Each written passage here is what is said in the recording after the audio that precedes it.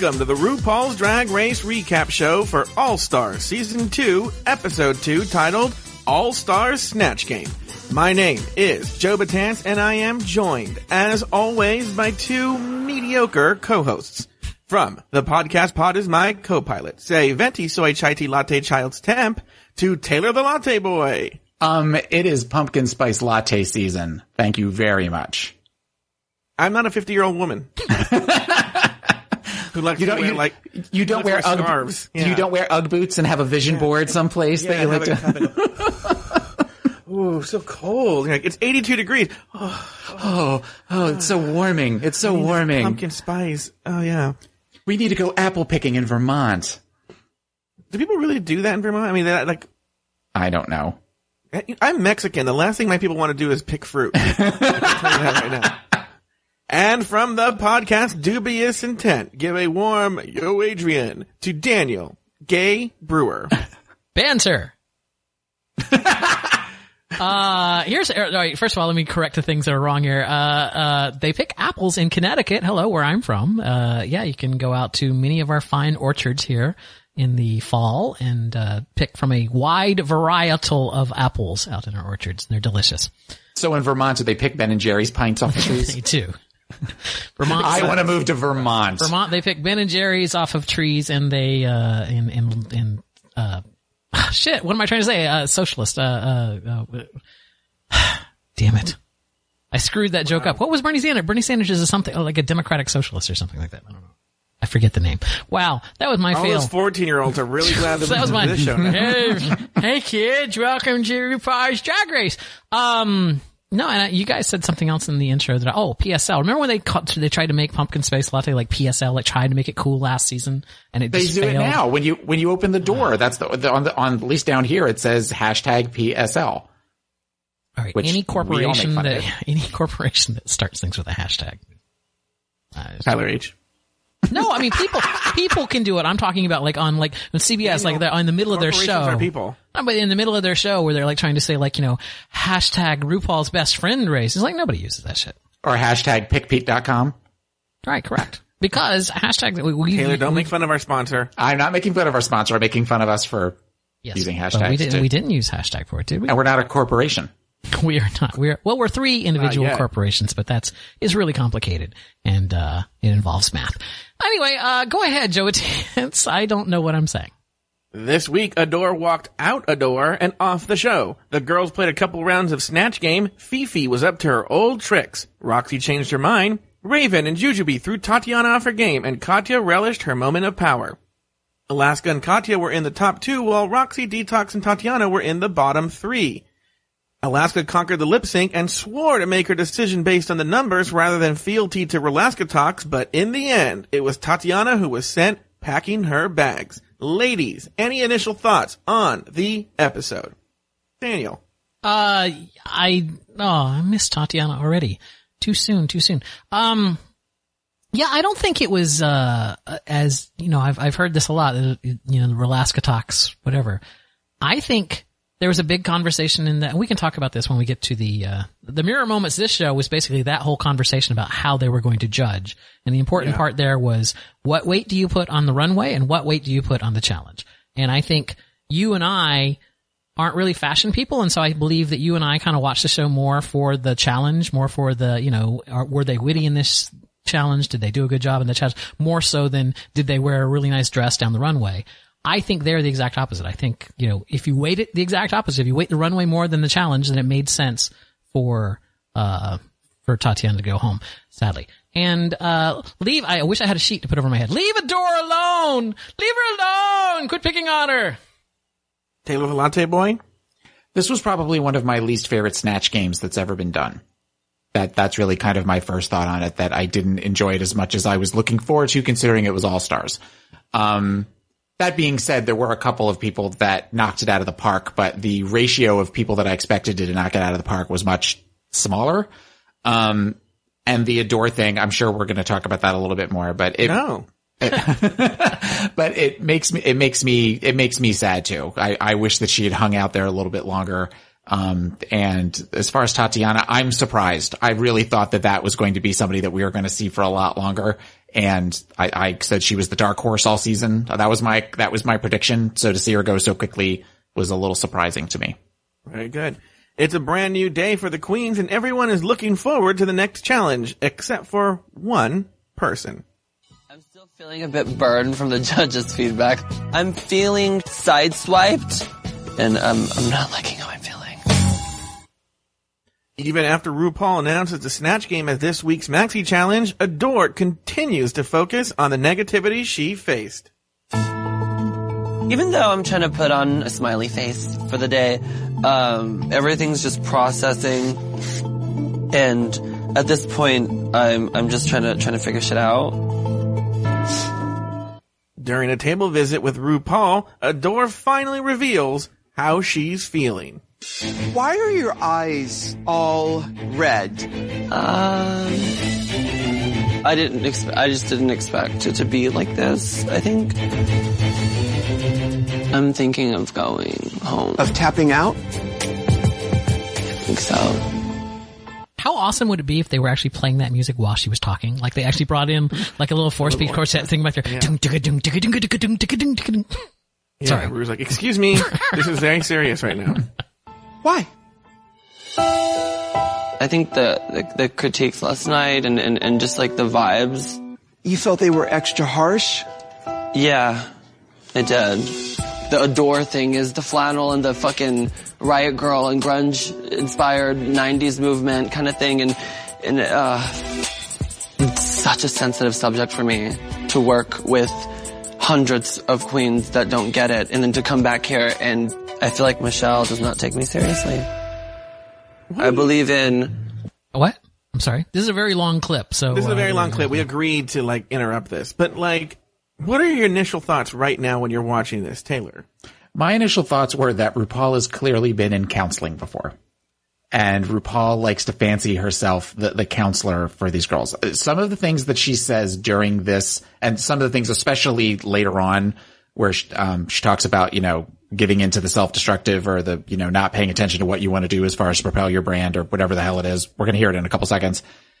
It sounds very much like something that I would do with a client, where I kind of point out sort of things. And even the thing, I get the whole, I can't help but notice your eyes are red. Or she goes, your eyes look a little red right now.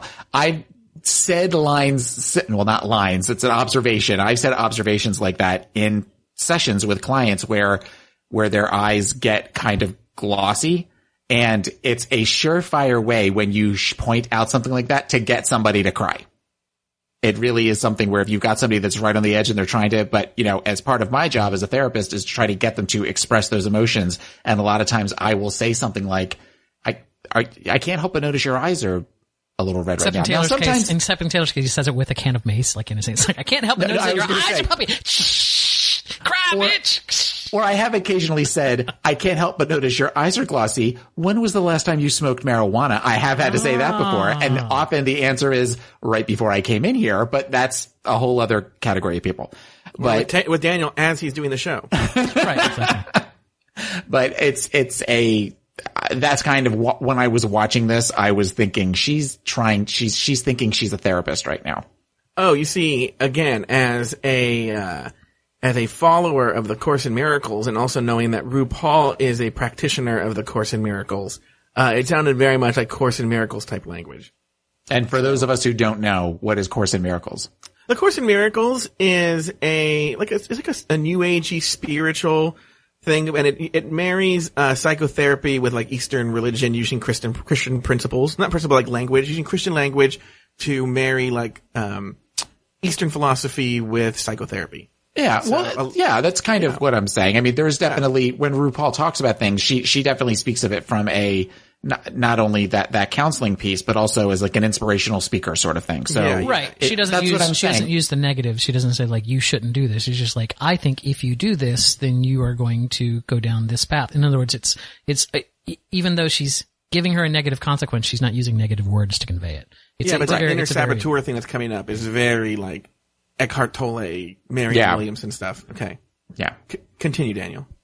How much did you pull this whole clip? Beauty in a denim jacket and barefoot. I love all forms of drag. Of course. But if you're saying that because of the critiques on the main stage are the reason you're tapping out, is that enough to tap out for?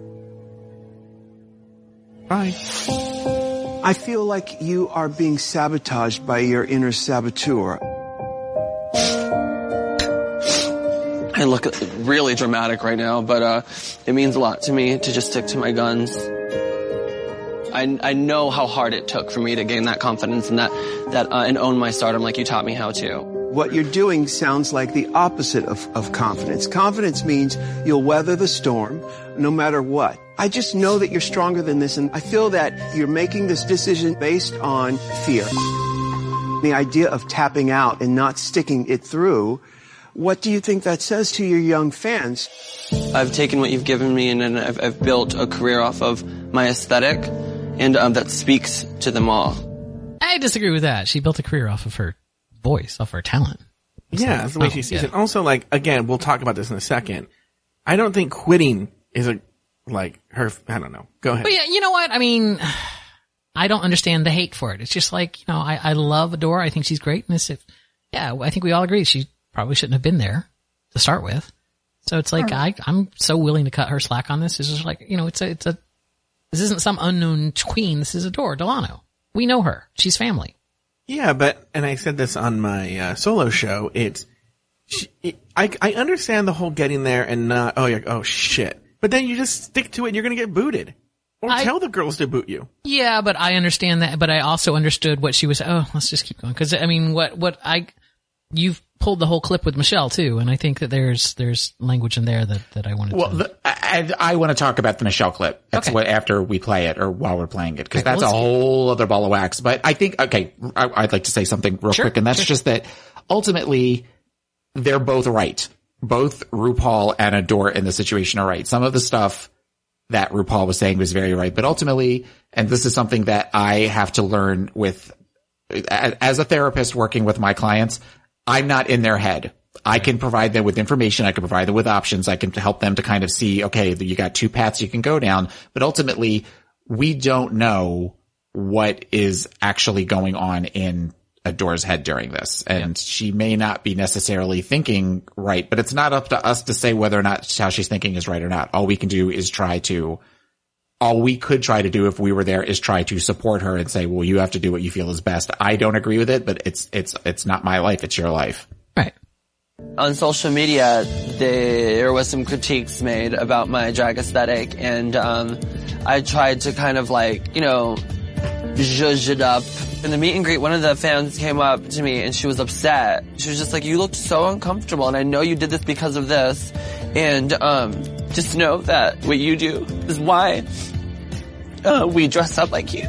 And there's no one like you right now. And to hear them say how much it means, that's all running through my head. You are loved here, and I want you to stay. I feel that you will live to regret this, and that's your prerogative. I am so forever grateful, and I love you like a fucking family member. You've changed my world. I have to go. Is there anything I could say to you that would make you change your mind? Is there anything in the world? Because I'll say it. I feel really confused.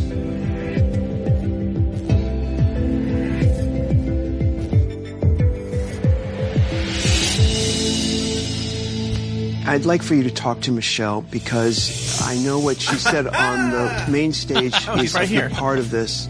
I respect whatever decision you make. I'm so sorry. Well, let me give you some love. It's so funny when you can hear I want the you to go and switch talk to between- Michelle so you can resolve that, okay? All right, I love you, kiddo. Thank you. All right. All right, it's done. It's so funny when you can hear what? The switch from RuPaul the friend to RuPaul the producer. Yeah. Yeah. But we'll talk about that in a bit later. Michelle rushes to the studio to try to save the day. Tell me what's going on. I'm leaving. Tell me why. Because you're a Didn't bitch. feel like this is for me. Because. You're a bit harsh, girl. Listen. But it didn't seem constructive. it felt like let's Like take her down a notch? Yeah. If you thought it was personal, absolutely not. I thought it was personal. No. It sounded personal. Yeah. Absolutely not. I wanted to throw up my soul. What did you think you were going to come into? You know that everything I say is not for me to be a bitch. It's for me to push you and push you and push you. I want to see you in 20 years like RuPaul. I want to see that. We've talked about your drag aesthetic. We've had many arguments about it. I'm pushing you to do something, off-brand maybe, or something you wouldn't do normally. While we are here to celebrate all that makes you different, it's still a competition. I also don't want you to think that I am being a brat or unappreciative. The reason why I get so emotional is because I do care about you. And going back to getting judged by you, the dynamic is completely different. It's fucking with me. Again, I get that part, actually.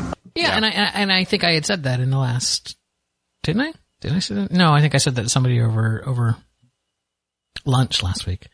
Is like, yeah, but let me finish this clip and then we'll Apologize if it came out harsher than it was intended. I'm apologizing to you in front of fucking cameras. I don't even apologize to my children. That makes me sad. I know, it makes me sad. I'm not even like myself. I'm not Eeyore. Like, I'm sick of it. Like, I'm like walking around with puffy ass fucking eyes, like trying to smile and shit, looking like a fucking swollen baby. Tomorrow's, you're so stupid. Tomorrow is another day. I don't want you to wake up tomorrow morning and go, what did I do? And that's a possibility. I don't want to put Michelle or myself in a position to where either one of us have to compromise. This is her job. She's a judge. I'd be damned if I go down that runway and her look at me and be like, fuck, I gotta take it easy because she's the Chiona. There's a part of me that's saying, like, can I stick it out? Is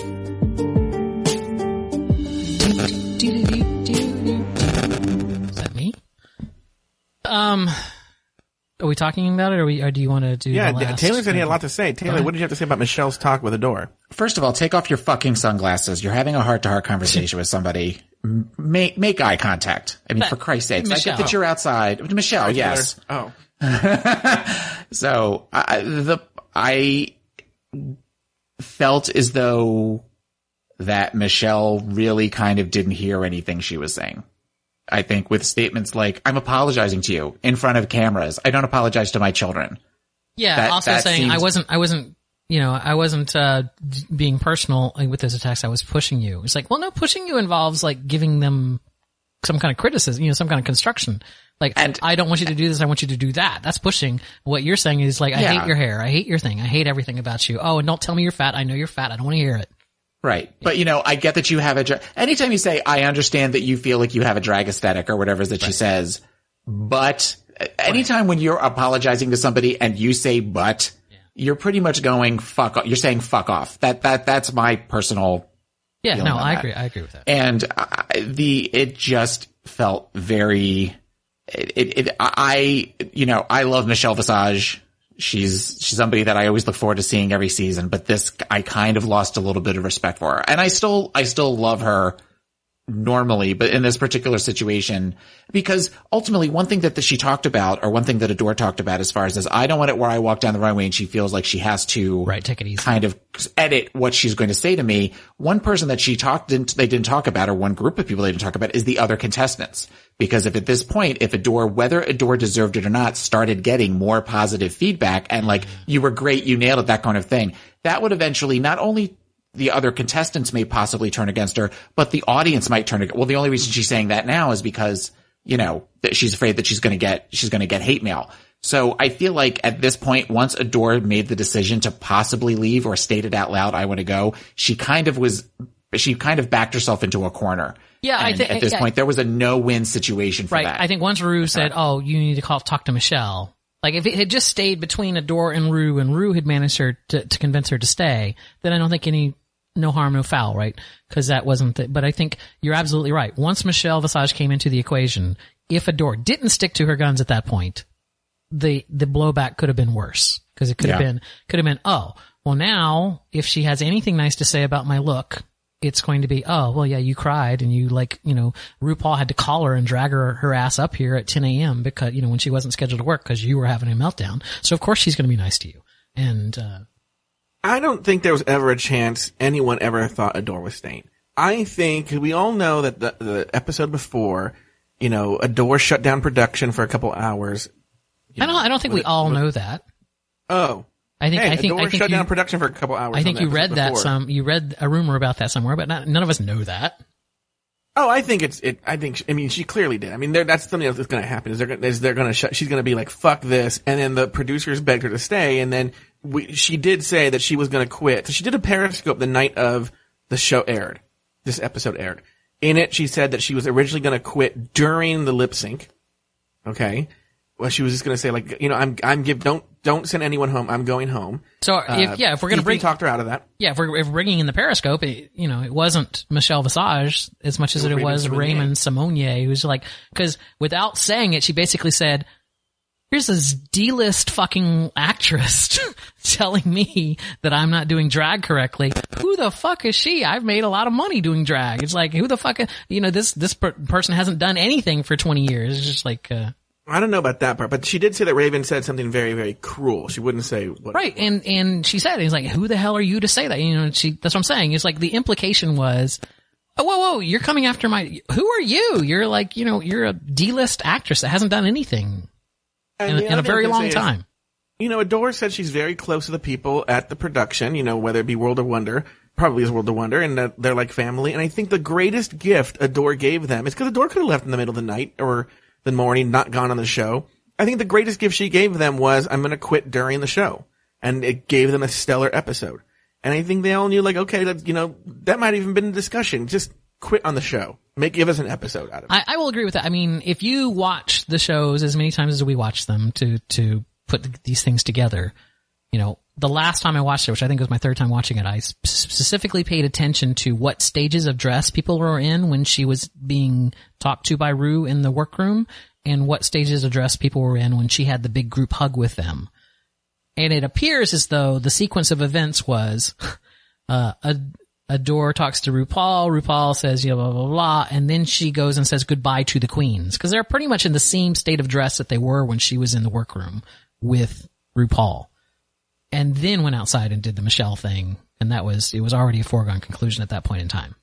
Right? Otherwise, you have to believe that all those queens sat there in that room, not doing anything, waiting for her to come back in and say something to them while Michelle talked to her or whatever. Taylor, what are your thoughts? I want your thoughts, Taylor. As far as that goes, as far as the timeline, or just in general? Probably just in general. Let's close Adore on this topic. I love Adore Delano. That was a hard fought love, as we've talked about before. I really didn't like her in the beginning of her season, and then I just really loved her. And I love Michelle Visage, and it was very hard to watch that. The stuff about the girl coming up to her and saying you looked uncomfortable up there, whether or not that's an actual story, whether or not that's true, it still was, I get it. I get it. It just sucks for us, the viewers, because I think I would have enjoyed seeing what else Adore did throughout the season. Yeah. And and I don't think she would have won. I think she probably would have been eliminated at some point, but it would be fun. It would have been fun to watch her. No, I agree. And I think it's sad for her to go. I don't understand why people are so angry with her leaving, like this numbnuts that you were on the radio with, this Sergio guy, who's just like, dance, monkey, dance. How dare you leave my little cage? Get back in there. I want to see you bleed. That kind of thing. It's like, you know what? This is All Stars. These are people we actually care about. We've seen them on their seasons before. And it's like, so it's not just some random queen off the street, right? It's not who was the first person to leave last season? It's not a Dax, right? Dax exclamation point. This is Adore Delano. We went through an entire season. We know her, and it's like we feel bad for her. And yeah, okay, it's sad that she's leaving, but I'm not mad at her for it. But that being said, not to go back to what I ranted about last week, is we do have to judge it, regardless of what we feel about what we know about their characters.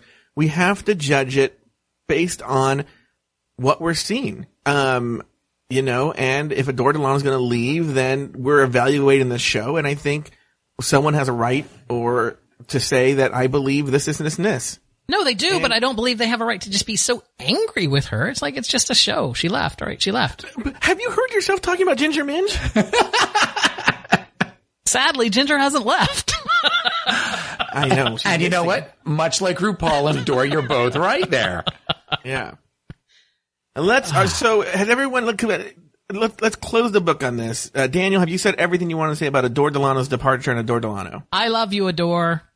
Like she actually listens. I love you, Adore. I'm not mad at you. Halo the Latte Boy. I love you, Adore, and I'm not mad at you either, because I think she does listen. Oh, well, there you go. You're the optimist. Okay. Before Adore left the show, RuPaul entered the workroom to announce the week's Maxi Challenge. Ladies, here in Hollywood, all the biggest celebs know that the key to longevity is reinvention. So for this week's Maxi Challenge, you get to reinvent yourselves all over again. Because it's time for an all-star edition of Snatch Game! Yeah. You know, I forgot to go back and pull the clip, but somebody wrote in and they wanted you, Daniel, to comment on Ginger Minge's comment about Christmas coming early. And she was going to make a joke about, obviously, Christmas coming. Was that I was trying to figure out what the joke was that she felt like she couldn't make, and it was Christmas coming? Really? Yeah. Okay. It was stupid. I knew that. I was scratching my head. I'm like, wait, what joke were you not going to make? Well, whoever wrote in, there's your response to Daniel. There's emails. We'll get to our email section later. Yeah. Roxy, Alyssa, and Fifi are out for it's an all-star Snatch game, and everyone is attempting to bring their A game. Roxy, Alyssa, and Fifi are out for redemption after their initial Snatch game failures, while former winners like Ginger and Tatiana are out to prove their wins were no fluke. The contestants this season were former Drag Race contestants, Raven and Jujubee. Here are the drag queens along with their characters. Taylor the Latte Boy, would you do me the honor of reading the drag queen with their respective character? Yes. Ginger Minge was Tammy Faye Baker. Alaska was Mae West. Katya was, what?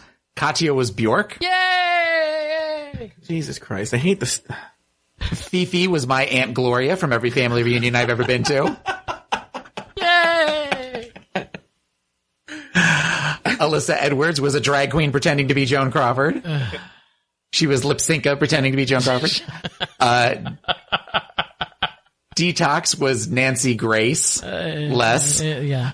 Tatiana was Ariana Grande. Venti Yay! Soy Latte Chai Tea. And Roxy was a mistake. She was Alaska. Wow. Okay, so I pulled the top 3 queens and I pulled the bottom 3 queens. Alaska brought her A game with her stunning fusion of Mae West and Andrew Dice Clay. Moving on, the original blonde bombshell, Mae West is here. Howdy do, Rue. How's my little chickadee? When I'm good, I'm good. But when I'm bad, I get a serious venereal disease. Let's go to Mae West. Well, I'm very happy to say they have to go to the clinic. Oh, we got a match. You know, I go to the one on San Vicente and Santa Monica. You know what I mean, Jujubee? I've seen you there a few times. Why do you go there, Mae West? Because after your 10th visit, you get one free. Oh. Fabulous. All right. You still have one more chance with Mae West. Well, Rue, I gotta say, she probed them with her Tootsie Lou. Why don't you come on up and fuck me in the ass sometime? You don't beat around the bush, do you, I Mae beat West? around the bush all the time. What are you talking See, about? that was a so much better line than the fuck me in the ass. No, this is going to come up several times today. And everyone should know, and I don't want to have this argument. Taylor and I have had this argument a million times. You guys can write in and argue with Daniel yourself. He has a solo show this Friday. Daniel refuses to watch anything in black and white. That has And nothing I'm not to do. being funny. That has nothing to do with Mae West. Well, how would you see Mae West? She's in black and white. But I know the voice. I mean, it's like I know the Mae West character. All I was saying, my only comment there was, "Why don't you come up and fuck me in the ass sometime?" is a funny comment, but it was something rehearsed. Whereas, oh, you don't beat around the bush. Oh, I beat around the bush all the time was more off the cuff and really witty, and that was like kind of like that wasn't scripted. And so it was like I just thought that the ending part of that, everyone's quoting the beginning part of that statement. I thought the ending part was funnier. Okay. By the way, I'm taking that where you said, will you fuck me in the ass sometime, and making that my text alert every time that you contact me. Why don't you come up and fuck me in the ass sometime? Yes, yeah. Daniel, what were your thoughts on Alaska as Mae West? You know what? I thought it was okay. I wasn't. I know that this is where it gets so fucking weird because we're so late in the week, and I've already heard your Sirius satellite radio show, One-on-One with Larry Flick. I've heard that, that you talk over there. I heard your solo show this past Friday where you talked about this being next level genius. Next level genius. Brilliant. I don't think it was next level genius. I mean, again, that's just me because I got what she was doing. I thought it was funny. I thought she was definitely one of the tops. And, but I didn't see the next level genius. I didn't see the next, frankly, in fairness, I didn't see the next level genius in any of them. I'm with Taylor on this. This was not one of my favorite Snatch games. It's like, as much as I dislike Ginger Minge, in season 8, Ginger Minge made me laugh out loud with what's her name? Adele. With the Adele. Like, where are you from? My house. It's like that. Ginger Minge made me laugh out loud from that one. And that's impressive that she made you laugh in season 8 because she was in season 7. Right. Yeah. Well, she was so good. A year later, you were still laughing about her. I remembered it a year later. No, in season 7. Woo! No, it's like, see, I laughed at those, but I can't. There's nothing in this particular Snatch game that I can wrap that I can hang my hat on and go, that was a funny line. Like, I bust a gut on that line. Well, I'll get to my opinions last. Taylor. I thought I agreed with you that I thought this was her and Katya were the two that were the ones that you couldn't take your eyes off of because they were funny. That I feel as though that she committed to it. That's the thing that I think with a lot of them, which we'll talk about, I'm sure at some point, you could see they were wobbly either in the beginning or with the first time that they laid an egg. Whereas with her, from the moment she started, I thought that she was super funny. And enjoyed watching it. But here's my question. My question to you, Taylor the Latte Boy. Mm-hmm. I'm not saying I didn't find them funny. I'm just saying I didn't find them next level genius. That's the question. Did you find them to be next level genius, or did you, like me, just find them to be funny? Mae West, yes. Bjork, no. Here's the thing with Mae West. She took Mae West, she made it postmodern. It does sound like it sounds like Mae West doing Andrew Dice Clay with the but she's doing it as Mae West. That is so, like, if I saw a real comedian doing that, I would laugh. And to go back to Daniel's point, I might chuckle at Snatch Game. I was, and this is true for Alyssa too, and we'll get to that, on the floor crying, laughing, gut busting, laughing at Alaska and Alyssa on their, Snatch Games. But okay. So any last words on Alaska? Daniel, Taylor? It was fun. No. Okay. Next, Katya iced the competition with her hilarious impression of Bjork. Next, the totally wacky and original Bjork is here. I love your suit. Thank you. It reminds me of the lining of my small intestine. Moving on down to Bjork. Actually, I think I have the right answer. Okay, you have the right answer? They removed their testicles. Oh, the judges say no, Bjork. Oh, I just put mine here. You have testicles? Sometimes I don't understand anything about science. Sorry, Bjork, but not a match, darling. Fine. Let's move on down to Bjork. I'm very excited because I also said clinic. You said clinic? Yeah. How many bones do I win? How many bones do you want? Oh. See you after the show, Bubbles. Oh. Did you hear that, Bjork? I'm down for anything, especially I'd like to eat her hair. It looks like pastrami. Something else looks like pastrami, too.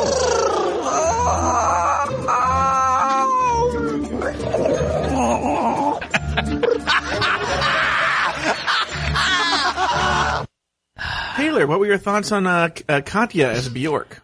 It was funny. It felt more like it was Katya doing Kristen Wiig doing Bjork than actual Bjork. Taylor, can you please play clip 7B? No, because Taylor doesn't have a soundboard. Perhaps you mean Daniel. Can Daniel play clip 7B? Look, Charles Barkley, I have a magic book. Girl, that's a menu. You never been to the Cheesecake Factory? Look, it's snowing. Charles, do you think people are just trees made of skin? Go on, Taylor. Sorry. But still, it was funny. I think funny. The comment about how many bones do I win? How many bones do you want? That kind of, it goes back to what you're saying as far as that was quick. That was awesome. That was a great interaction between the two. Yes. Daniel? No, I actually laughed more of it listening to it here without the visuals than I did when I watched the show. But, no, I love Katya. But no, I agree. I thought Alaska's comeback there was very funny too. I have a couple of things to say. One, Katya on a Periscope said that, during the filming of Snatch Game, because some people commented that Bjork actually was slow. I thought it was during Periscope. What are you talking about? No, it was on the Root. Yeah, it's on her YouTube channel. Her Root. Yeah, you're right. Total Root Call on if you want. Total Root Call. You're right. And that a light went out, and that they had like a half hour or so of downtime, and that people got to like sort of regroup, I guess. Yep. Now, on Reddit, there was a discussion about what Taylor said, that it seems like every time Katya's done Snatch Game, she does a Kristen Wiig character. So we just listened to Bjork. Play 7C, Daniel. This lady is about to spill the beauty beans. Twice a month, I borrow my friend's speedboat and go 180 miles an hour all the way around Mexico to California. Then I rent a compact car and drive directly to Pam and Jan's female-specific barbershop and color house in Phoenix, Arizona. Not many people know this, but I've got a tattoo of decorative buttons going down my chest, so no matter what, I always look like I'm wearing a jacket. Susie Orman, you probably know Portia de Rossi and Ellen DeGeneres. We sure do. We just finished a riveting trip to Home Depot last week, and let me tell you, I said a similar answer. I said vagina. Vagina. Because let me tell you, Rue, the only thing I love more than pinching pennies is, you guessed it, munching carpet. Do you think it's a fair criticism, Daniel, to say that Katya just sort of lifts impressions from Kristen Wiig for Snatch Game? I think if you look at Kristen Wiig out of character and you look at Brian out of drag, they're very similar looking. I think he can just pull off the same kind of characters that Kristen Wiig can. He's not like lifting her bit wholesale. Like he's not like lifting all of her thing, you know, like he's not like, he didn't just say the thing about the powerboat and whatever. It's like, had she actually stolen her bit, I would say yes. I think it's just a case of, well, I can get away with doing those same kind of impressions because I'm a similar body type. I have blonde hair and I'm like that size. Daniel? I'm sorry, Taylor? I didn't think that she stole the bit per se, but I think that it helps when you have somebody that's already done those caricatures and done them well, and you can use that kind of as a springboard of sorts. Right. So I'm not saying that she stole the bits. I just think, you know, they were both, when she did Susie Orman and when she did Bjork, they fit her style of comedy, her style of the way she does things, similar to what you're saying with Kristen Wiig. Yeah, and I think with her drag queens, like you get that, Joe, when she comes out and does a number, she's not actually singing, she's just lip syncing and trying to look like the person that is singing. So it's like, it's natural for a drag queen to, you know, find something that's been done before and to, you know, to but I'm going to compare what you were saying. Alaska completely made a whole new characterization of Mae West. She didn't even stick to the Mae West characterization. She combined it with something else. Katya has a step ahead because she's just lifted. Yes, the lines are hers, but the characterization is someone else's. Okay. So, well, actually, this is a great segue into this. Alyssa Edwards' impression of Joan Crawford brought Rue to tears. First up, let's listen to actual clips from Mommy Dearest to give you some context. Barbara, please. Please, Barbara. I fought worse monsters than you for years in Hollywood. I know how to win the hard way. Tina! Bring me the axe. No wire hangers! What's wire hangers doing in this closet when I told you no wire hangers ever? Don't fuck with me, fellas! This ain't my first time at the rodeo. Now, here's Alyssa as Faye Dunaway as Joan Crawford. Now, ladies and gentlemen, the legendary Joan Crawford. How are the kids, Joan? Are you deliberately trying to embarrass me in front of these reporters? I fought worse monsters for years in Hollywood. Yes, I know. Barbara, please.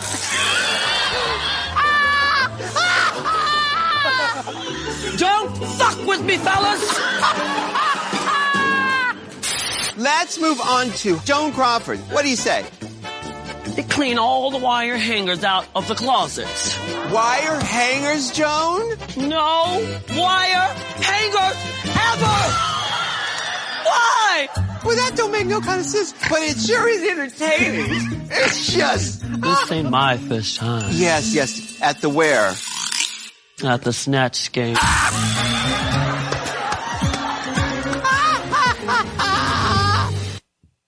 It's so funny on AfterBuzz TV. I love when people do these mental gymnastics to make their, to bring their confirmation bias to life. But Kenny Harrison of AfterBuzz TV just does not like Alyssa. So his whole theory is that they edited in Rue's laughing, that Rue could not have thought this was funny. And then they just moved. No, one thing I want to say is RuPaul is a gigantic Mommy Dearest fan. Every season, there is some sort of Mommy Dearest reference that he works into the show. So even whether you think this is funny or not, it's obviously going to play to Rue because Rue loves Mommy Dearest. And but I want to hear your thoughts, Taylor. With the whole time I'm watching it, I'm thinking she's not quoting Joan Crawford. She's quoting Mommy Dearest, yes. And not doing it well. You listening to your solo show, I'm going to pretty much agree with you on something that I think that when I saw, a couple years ago, they did a fundraiser for the Gay and Lesbian Film Festival here in Tampa Bay, and they had Hedda Lettuce come and speak, and do a commentary to Mommy Dearest, where we all sat in a theater and she sat with a laser pointer and talked over the film and pointed out certain things and everything. And she said, has anybody here never seen Mommy Dearest? And a couple of people raised their hand, and she goes, the best way to describe Mommy Dearest is a film where Faye Dunaway is the last one in on the joke. And this felt very much like Alyssa was the last one in on the joke. She doesn't understand that when RuPaul is laughing, it feels very much, even though it's definitely over dramatized as far as the way she's laughing, she's kind of laughing at her and not with her. I agree.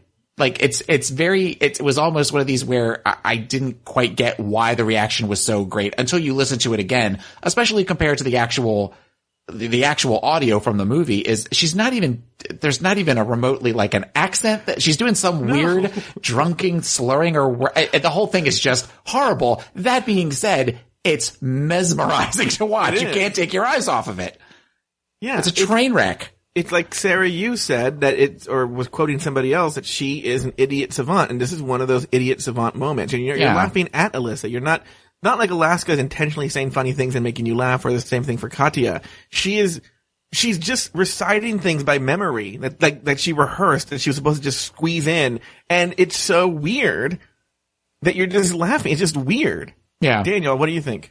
No, well, this just further supports my theory that Alyssa Edwards is just a human soundboard. It's just like she's so used to going out on stage and doing, lip sync talking and music, you know what I'm saying? So like a lot of queens used to just come out and lip sync a song, and then the Alyssa Edwards, House of Edwards, what they popularized was the whole coming out, and I didn't say they originated it, but they did popularize the whole coming out, having a whole bunch of spoken stuff that gets lip synced before they do the dance numbers and then the chitter chat back and forth of them. That's all lip synced. So I think this is really just an extension of Alyssa Edwards' act, right? She literally has a soundboard of Mommy Dearest quotes that she's just saying back randomly. Like it would have been funnier to me had she actually had a soundboard on her iPad and it was just pushing the buttons and then lip syncing to the actual quotes. Anyone have any final thoughts on Alaska, Alyssa, or Katya? Nope. Okay. While some of the queens excelled during the Snatch game, others fell flat. First, Detox struggled at first with her impersonation of Nancy Grace. This offered Alaska another chance to step in and strut her stuff. All right, let's move on down to Nancy Grace. This just in, I wrote star injections. Star injections. Illegal injections of silicone into the body. I'm black by injection.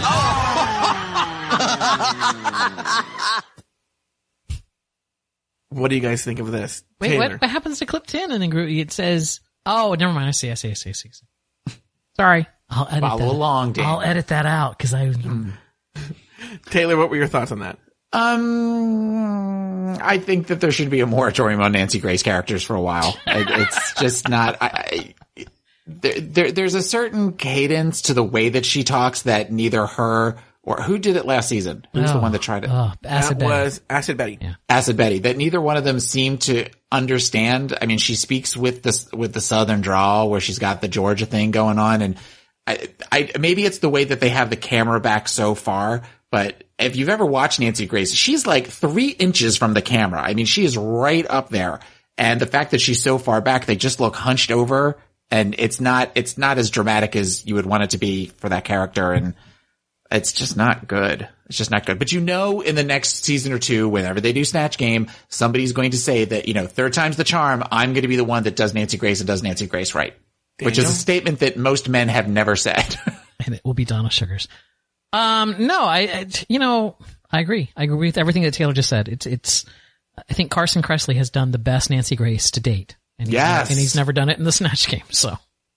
It's like, even after last season when Carson Kressley, demonstrated, now granted, this was filmed before that aired, so that she wouldn't have had a chance to have seen it, so.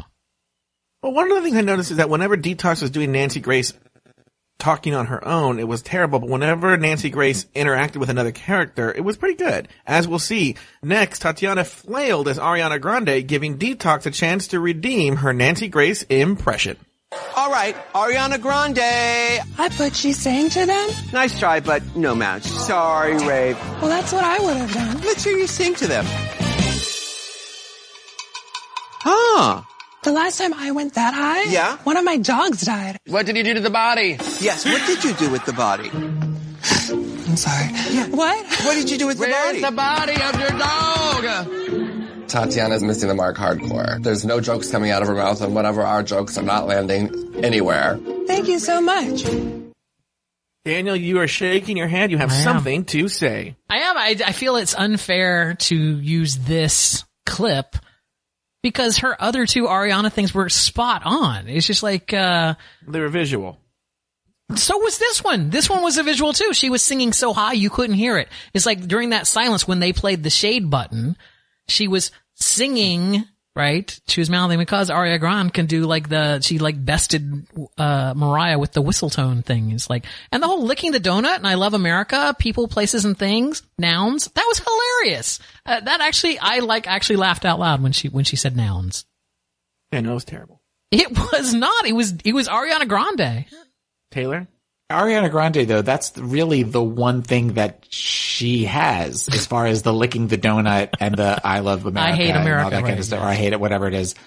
But, after that, I didn't quite get why, of all the characters she could have picked. Now, that being said, she looked just like her. I mean, as far as the look goes, she looked great, but there has to be a combination of both. You can't just sit there and be, Chad Michaels looked like Cher, but she acted like Cher through the whole thing. Yeah, and there's not an Ariana Grande act. Like, if you watch the time that she hosted Saturday Night Live and everything, she actually is very versatile. She doesn't really have she was doing impressions of other singers on that show. Right. Yeah, I mean, she's really very funny and very talented, so. Yeah. Well, I think Tatiana was coming from a very season 2 type Snatch Game perspective, which is, it was about looking like them, and she probably realized I look just like her. I'll just, shoehorn, the character in, and the impression, but it just didn't work. Even though I did hear, I don't remember who said it, but I guess the singing really high did get a laugh, but they took it out of the show to make her look awkward. Well, yeah, because they put in a shade sound there, like she was just purposely not doing anything. Yeah, but I guess on set it actually got a laugh. Okay. Finally, Roxy changed her character from Sofia Vergara to Alaska, which proved to be a questionable decision. Next, the one and only Alaska 5000. Roxy Andrews, total last-minute decision to switch to Alaska. I just have to ask, is that a wig on your head? If you're not wearing wigs, then you're not doing drugs. Girl, even I know that Alaska song is, that's not a wig, this is my hair. The big idea. Yeah. Taylor the Latte Boy, what were your thoughts? Painful to watch. Yeah.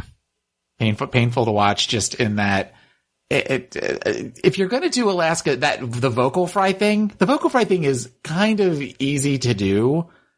And she just screwed that up, and she didn't get the lyrics right. And even if you just did can I ask you a question? Yeah. Where you just talk like this. Yeah. That would have gone a lot further, let alone fucking up the title to one of the songs. Yeah, exactly.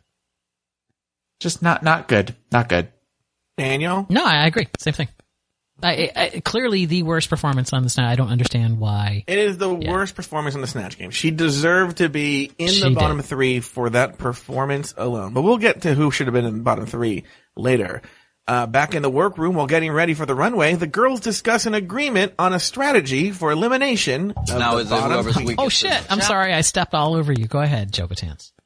There's a static coming out somewhere. I can't tell if it's me or if one of you guys has your cell phone too close to your mic. My cell phone's in another room. Okay. My cell phone has been over here the whole time. Got it. I will shut it off. Nope, we're good. It was probably me. Okay. Go ahead. While getting ready for the runway, the girls discuss an agreement on a strategy for elimination of the bottom queens. So not editing that out. Now, is it whoever's weakest in the challenge, or challenge plus runway, or challenge divided by runway times 2? Whoever accumulates the most points. All right. It's an accumulative contest. But that's a really good question. What factor does the runway play? If it's a tie, you gotta break it with the runway. Yeah. Okay. That's fair. Yeah, they cut out the whole, their decision on whether the runway was more important or the challenge was. They just, suddenly, it was the question was asked, and then suddenly, oh, yeah, we all agree. It was wait, what was the answer? What was the answer? I feel someone's building a case. No, I'm just saying. No, to me, that's just an observation. That is different people put different weights on different things. It's as non-fashion forward people, I feel, well, let me just say, I'll just say it from my perspective. As a non-fashion forward person, I don't put a lot of emphasis on the runway looks as much as I do on the challenge. So. Taylor, what were your thoughts on this? I think that I like the fact that at least this early in, they're all trying to work together to figure out who's going to be the one that gets voted off. I think that's going to eventually bite somebody in the ass, and I think we're going to see that pretty quickly. One thing that we didn't talk about in the very beginning of the episode was the fact that they asked Tatiana who she would have voted off, and she showed that it was Coco. And I hope that that's something that they do every week to see if that continues. Because I'll be curious. That'll be when it bites somebody in the ass, when they say, okay, we're going to go for the one that clearly had the lowest score or whatever, and then you pull out your nemesis, you pull out their lipstick or something. That'll be when the claws come out. Daniel, any further thoughts on this? Nope. Why are you so quiet today, Daniel? What do you mean? I'm not quiet at all. I've interrupted poor Taylor 3 times. I actually think, there's been a lot of hate online for Alaska eliminating Tatiana, and they're always like, I don't know, blah, blah, blah, blah, and they say all this stuff, but I think if you listen to that clip, it explains her entire logic, right there. It's laid out for you. That was my point. It only explains her logic if the missing piece of the conversation was, well, the runway's worth more than the competition. Well, let's see. We'll discuss this when we get to the runway. Well, someone needs to get the villain edit, and it looks like Fifi is carrying the mantle once again. First up, Fifi offers some honest critiques to Roxy and Alyssa about their Snatch Game characters. Can I be honest with you? Mm-hmm. I'm just gonna be honest. I think your Jim Crawford is more it's too you. I don't want you offended by what I said. I'm not offended. Okay, I'm just saying you sounded like Alyssa. So, I'm definitely noticing, working with Fifi, she's very strategic in this competition. She's dropping little comments, I think in an effort to make us a little insecure. I'm really worried about your Sophia. You what? I'm worried about your Sophia. You are? In all honesty, yeah. Because your Spanish accent needs to be way thicker. Are you sure? I'm second guessing this accent. You have to get the perfect. I am totally getting in my head about it. I'm thinking I am going to change my character completely. Don't do it! Next, Fifi steps in with her perspective on the ultimate goal of the competition. Do you guys think it's worth winning the lip sync and the $10,000 to send someone home, Katya? Yes, definitely. Thank you, me too. Definitely. Me too. I have to do it. It's a competition. Thank you, me too. Give me a high five. But you know what? You guys are high-fiving stuff, but everybody feels different about it. For me... No, it's not. But we're here... Hold on. Can I finish? Yeah. I'm so sorry. We're gonna get this money afterwards. Let's be real. For me, I just couldn't... It's hard because I wouldn't want to... be like, well, sorry, girl. You know what I mean? It's not about the cash tip, though. It's about the end of the finish line. Thank you. And I guess that's why we're all That's different. We all have different feelings about different things, and I guess that's how that is. I don't know. I feel like my words are getting twisted. Never mind. Speaking of that last phrase, Fifi sort of been online, has been intimating that she's getting this unfair edit. She's revealed a few things. Daniel, though, what do you think of all this? I don't know. I mean, good. It's, I don't know. I mean, I think this is kind of one of those things that it's like she said those things, but I don't know that was the tipping point that made Roxy change her mind about doing a character. I think the follow-up words from Alyssa were probably something, well, that's what they're supposed to sound like. It's like, they're supposed to sound like me. I'm me. You know, it's like, or some silliness like that. I don't think, you know. Do you think she's getting an unfair edit, though? I don't know. One of the things that she revealed I mean, was that Roxy asked for her opinion. Yeah, I think she's definitely getting the villain edit, but I don't know that that's necessarily unfair. Mm-hmm. Taylor, what do you think? Well, going back to what Roxy said last episode, ultimately she's saying these things, and you have to understand that if you're going to be on a show like this, they could take everything you say and make it look like you're having a great day or make it look like you're having a horrible day. And ultimately, in giving her opinion, she left herself open to possibly being edited out to be the villain. You know, this isn't her first time at the rodeo, right? Or the Snatch, or the Snatch game, or the Snatch game. Right. I think that the more, this is probably a horrible thing to say, but the more offensive parts of that whole thing was Roxy's kind of man boob sitting on her stomach when she was in that real low cut Sophia dress. That's what I was focused on. I'm like, oh God, please let her do something with her chest, because if she's going to sit like upright, that was not going to be an attractive. As someone who has man boobs himself, I know there are certain angles that one does not sit at, and that was not an attractive look. But getting back to Fifi, because that's the more important part, we're seeing in the previews for this week's episode, she's still doing it. She makes some comment to Ginger when they're getting ready to do the musical number or whatever. So it's, whether or not she feels like she's being edited out to be the villain, then don't leave yourself open to that. Don't say shit that can be led to look like you're. Yeah, but at the same time, you know, signing up for a reality show, someone has to be the villain. Like they're, you know, editing tropes 101, right? There has to be a villain. There has to be some tension, or else it's just, you know, oh, we all love each other. Oh, look at us all loving each other. It's like, you know, this isn't RuPaul's Best Friend race, right? They've got to have some kind of, so it's like, you know, that at some point in time you're going to get your comments are going to be played with the sinister music underneath them. So. But I mean, look at a perfect example of that, and we haven't necessarily, and again, we're 2 episodes in, but look at Ginger. Have they really done anything yet to where they've kind of played Ginger to where she's trying to manipulate people? And no, which, you know what that tells me? That tells me that Fifi's going to make it further than Ginger, because they're investing the time to make Fifi into a villain character. So that means she's got to make it, you know, at least halfway through the competition. Whereas, you know, why spend the time to make Tatiana like the hero character or whatever if she's just going to get eliminated? This is like, we had some redemption of her last week, but now it's just kind of like, well, this week is her week to leave. It's like, well, but that goes against what you just said about Ginger. I mean, they did work to kind of give Tatiana a story last week. But they did, so but that story was because she won last week. She was one of the winners last week. I don't think that they gave her an arching, like, in other words, we've been getting story pieces about Fifi when Fifi neither placed in the top or the bottom, right? It's like Fifi, well, I guess she was in danger last week. She was in danger last week, but she was not in the bottom 3 this time, and yet we still had concentration on it. That's more like building an overarching story, like something. Anyway, I'm sorry, I'm getting so far into the weeds, and this is one of those things we need to sit down with graph paper. She had 17 seconds of camera time, and, you know. No, it's been mentioned online that Ginger has been sort of missing from the show. That even like they only showed very little of her terrible Tammy Faye Baker. It was terrible. My God, Tammy Faye Baker. You might as well have just like, I can't even think of a more irrelevant. Yeah, but that being said, well, I mean, but Mae West is relevant? Well, that's only Joe is the one that thinks is next level genius. So. Next level genius. It's maybe up there with Little Edie from Jinx's character as one of the greatest characters of all time on Snatch Game. But I mean, Tammy Faye is one of those that she could have done so much with. Mm-hmm. I mean, there's so much material there she could have used, and she just occasionally would start to cry. Like, that was the only thing that she really seemed to do from what they showed. And it was, I know we've already moved on beyond that, but that's just sort of one of those, when I saw that, I didn't know who she was doing with the big hair until she sat down. They said Tammy Faye Baker, and I was sort of like, what? Funny that a 31-year-old is so familiar with Tammy Faye Baker. A 31-year-old? Ginger is, according to the show. Yeah, oh, okay. Because my response to that is, I'm like, I'm not 31. I know Tammy Faye Baker. Neither is Ginger. Exactly. Do any of you believe that Ginger Minge is 31 years old? No. 41?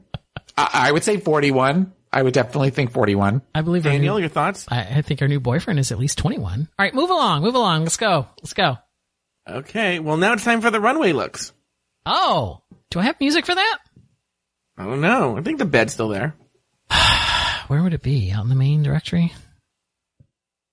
Oh, wait, no, this is the wrong place. So I have to go to the Google Drive to the wrong place. I'm so totally not editing this out either.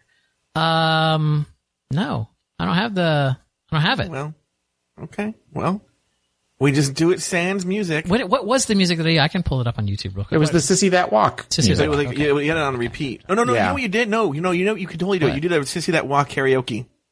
Okay. Yeah. Right. It doesn't even matter if it's just her singing too, right? Hold, please. Yeah, let's just do that. All right. We're going to take a look at the runway looks. So if you'll open up your runway looks document. Our one sad screen capture of all of them. They don't know that. You don't have to spoil that. So let's just start from the left-hand side of the screen there, and let's talk about Fifi O'Hara's look. Taylor Latte Boy, what say you? Toot or boot?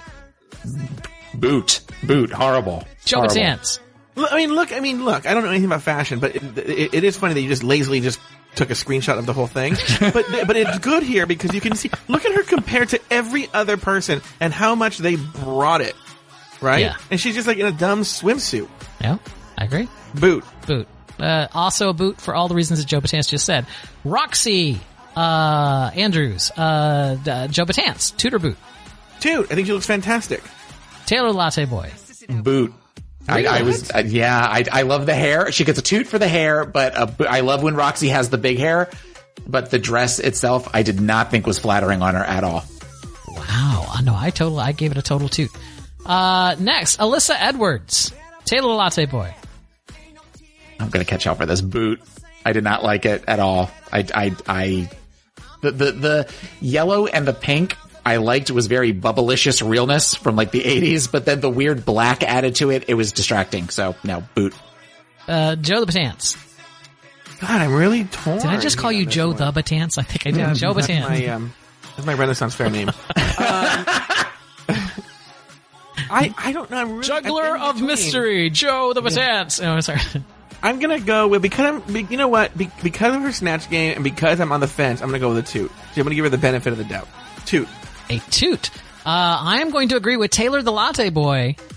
Total boot. It's just it's like her logo is that lipstick thing, right? Like Alyssa. Oh, is that what that's all about? Yeah, that's just like self-promotion kind of a thing. Next up, Katya. What say you, Joe Batance? Toot. Looks fantastic. Taylor Latte Boy. I'm gonna say toot. I like the originality of the shower cap / swim cap, and I love that color combination. So it is. Toot. Sorry, toot. Very Florida with the seafoam green and coral, but yes. Mm-hmm. I also a total toot there. All right, next, Tatiana Taylor. Toot. I actually thought she looked really pretty. It's very Elvira, Mistress of the Dark. I get it, but I thought that she was very passable. It was very fishy, and I thought she looked great. So, toot. Joe Batance. I actually agree with the judges on this one. I thought it was a little on the nose. I mean, she looks fantastic, but it was like, it's like, oh, you're gonna do a latex challenge? This is the most basic, to use another term, look you can give. Boot.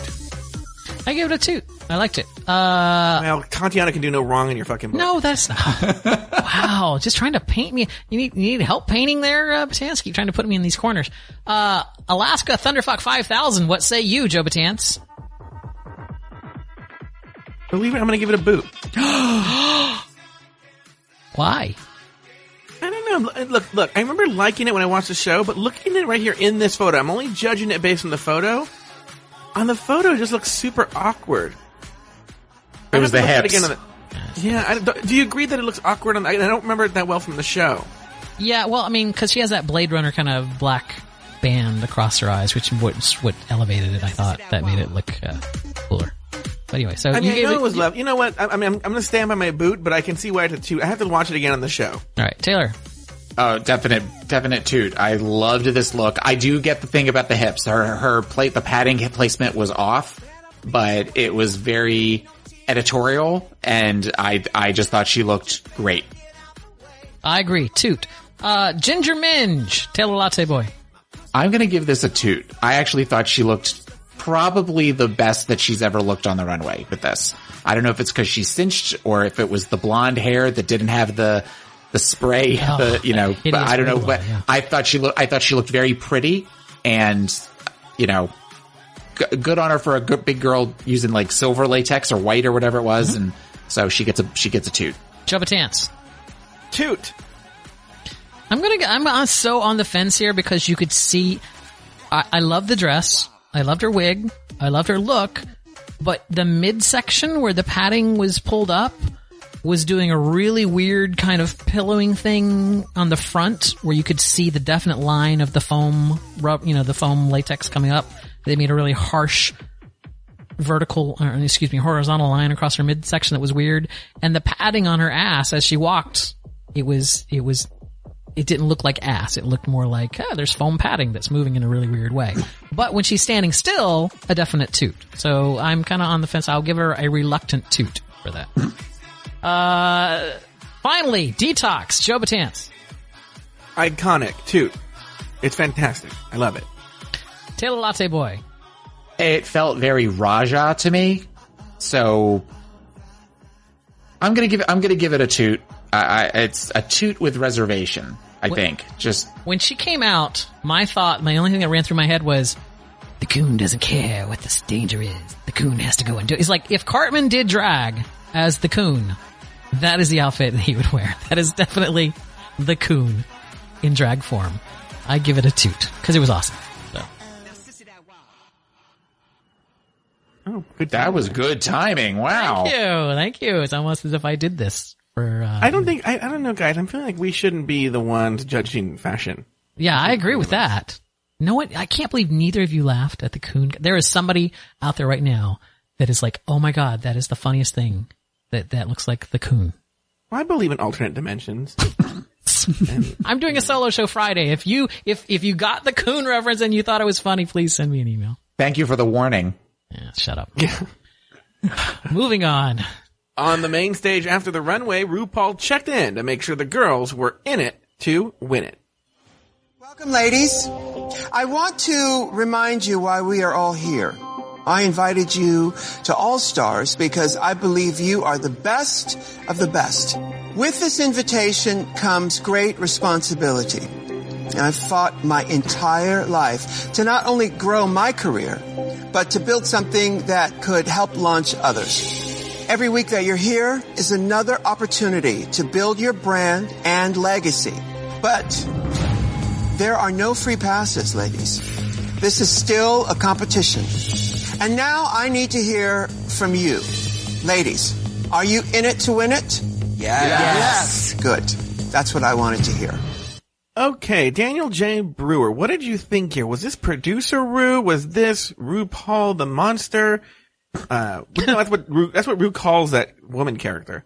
Who was this? I think this was just show. This is just showmanship, right? This is like whatever. It's like, of course they're all there to in it to win it. It was clear that Adore didn't want to be there and she left. I don't think anyone else is exhibiting any of those signs. And this was more just to play for, look, these things are filmed before they ever air, so they have no idea how they're going to go over in the public. They know Adora Delano is a hugely successful and very popular character. So there had to be some amount of fear from the production standpoint to say, we need to make a statement, to make sure that no one else is going, like something or other, just to try to downplay the fact that Adora left. Cause we don't know how that's going to hit the public. We don't know whether they're going to give up on the show because Adora left, right? At this point in time, they hadn't filmed anything, so they don't know. So I think it was just, it was just one of those speeches. Taylor the Latte Boy? I think it was RuPaul the producer. I think if you listen to that speech again, she could replace contestants with RuPaul. And I'm doing this to build, my brand and my legacy. And I do that, I'm doing this. Don't fuck it up. Don't fuck it up. Are y'all in? Cause I'll shut this shit down now if you're not. Don't fuck with me, boys. Oh, I should have had a soundboard on that. Yeah. Yeah. Fellas. Where's Alyssa when you need her? Fellas, not boys. Next, the judges gave their critiques. RuPaul placed Alaska and Katya in the top 2, while relegating Roxy, Tatiana, and Detox to the bottom 3. First up, Roxy Andrews. Did a great job with it. So consistent all the way through. Yay.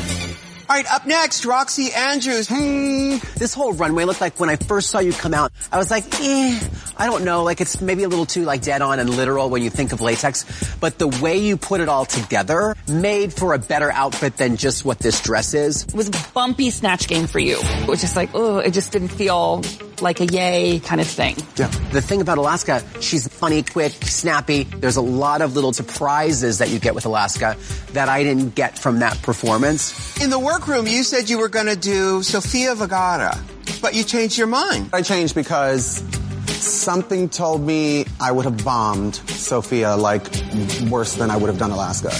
When you come into this competition, you already know that you're going to be doing Snatch Game, so maybe it would have been wise to really think about that before yesterday. Back in the workroom, Roxy spoke to Alaska and Katya. How are you doing? I expected it. You did? I definitely know I was one of the weaker legs, so. Whatever decision is made, it's not coming because of favoritism or anything like that. Just do what you feel is right. But congratulations. Thank you. I'll win this lip sync. Win it.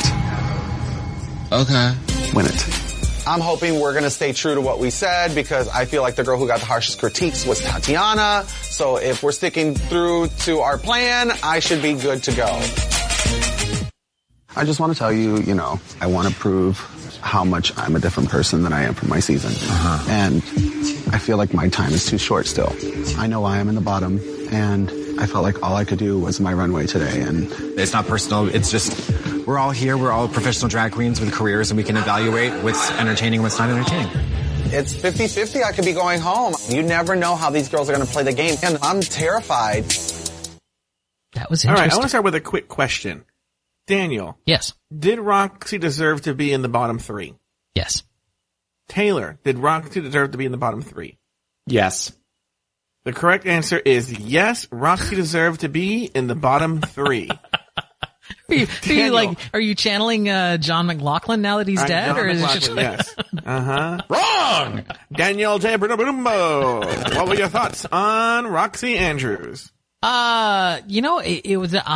was the first time that I'd really heard that clip off on its own like that, and I wish I knew what was going on with my cord. I'm going to replace this cord.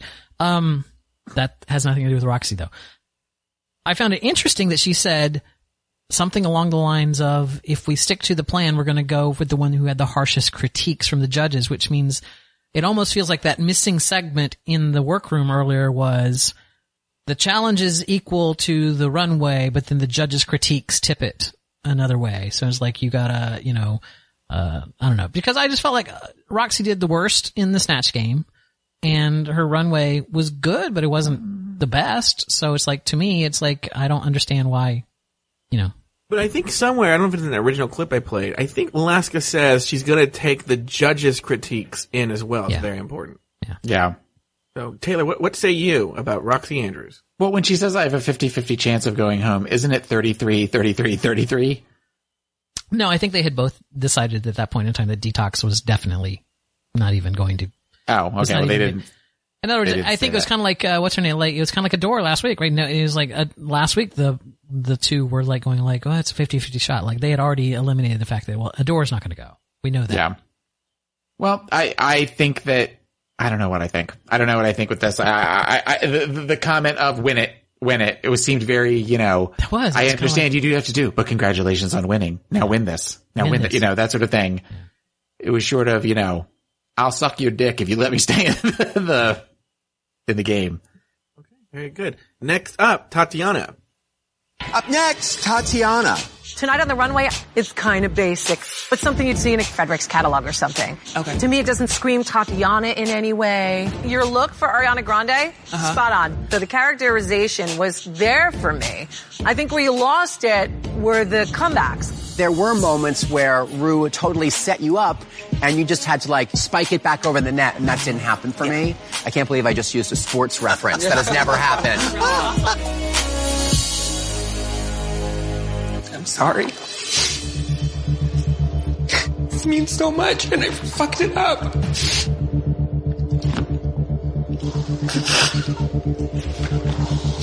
Don't be sorry, be fierce, because you are an all-star. Thank you, Tatiana. Thank you. Thank you. Back in the workroom, Tatiana sat down with both Alaska and Katya. Hi, how are you? Not good. I'm sorry that you're in the bottom. I know that we're looking at this Alaska Talks-esque situation, but that was a long time ago, and I want you to know that whatever happens is not based on friends and family discounts or, favoritism or anything like that. Yeah. She can say that all she wants to, but in the end, she's not going to send home her best friend here. So I just want you to know that. I trust it'll be a fair decision. I think you're stunning and really cool. Sorry. Stupid. Go ahead. Why do you feel stupid, though? Because, I just feel like I didn't do my best. And something like this, you can't really fuck up. I really need this. I really want this. Right. You've been here and you've held your own. I just wanted to show more, because there's so much more. And I hope that I get the opportunity. But if I don't, I get why. I love you a lot. Tell me why you should be America's Next Top Model. I know you're feeling terrible. Yeah. I feel like almost because I am from an earlier season and I was so young that I've been saying this whole time like I don't have to prove anything to anyone, but I kind of do. I thought I was on a good roll here last week, and there's so much more that I have that's like out of the box and different for Tatiana that I want the world to see, and I kind of need the world to see. This competition means so much to me. I don't want to go home. I'm not ready to go home. I can't go home right now. I knew coming in here that like everybody's going to be so good that it's just like you don't know what the hell from week to week. It's going to be a complete roller coaster. I don't want to make it like harder on you if you're feeling like towards one way or another. Don't think that like this is like no. Weighing you. Bitch, I know you. I would like to really not. Yeah, no, I know you. Give me a hug. Taylor latte batte bada bing bong. What say you? Did Tatiana belong in the bottom three? Yes. Daniel Brewer, did Tatiana belong in the bottom three? No. The correct answer is yes. Tatiana belonged in the bottom three. No. The Ariana Grande was bad. The Ariana Grande was not bad. Oh my God, it was not bad. Her look was basic. She deserved to be in the bottom three. That being said, Taylor the Latte Boy, give us your thoughts on Tatiana's placement in the bottom three. Well, okay. I would want to say that I think the Alaska and her speech is Alaska pretty much saying, if I win, you're going home. And I'm just explaining to you now why, but I'm not explaining to you at the same time. I'm not telling you that you're going home, but you're going home. I want That's you to know, exactly what that even was. though I'm voting you off, it doesn't have anything to do with Rolaska Talks. Right. And I think you're great, and I think you're going to go far, but you're not going to go far on the show. Because, bitch, you gone. And that was watching that the first time. I thought to myself, she's telling her she's voting her off. Yeah, that's why she was crying when Katya was talking to her. Yeah. Daniel J. Brewer, what say you? Fifi O'Hara should have been in the bottom three, not Tatiana. And we're not there yet. I'm just saying that Tatiana didn't deserve to be in the bottom three. So, but yeah, I mean, at that point in time, it was a foregone conclusion. Next up, finally, Detox. Up next, detox. Let's talk about this look right now, which I'm living for. It's like the epitome of like latex glamour. Unbelievable, like breathtaking when you walked out. It was just like an oil painting, like a perverted oil painting. You just look phenomenal. Thank you very much. And I just want to know, where did you put it? Oh, you know where it is. The Nancy Grace. At first I was like, oh my God, Nancy Grace is from Staten Island? You're like, listen to me. In the beginning, it was a little Nancy Gross. You know, it wasn't really there yet, but you found your way. It wasn't the right voice, but it was kind of the right person. So I'm going to give you a C on that. Back in the workroom, Detox sat down with Alaska. I wasn't expecting to see you in the bottom. Neither was I. But at the same time, I feel good enough that I wasn't the worst. And I looked the best.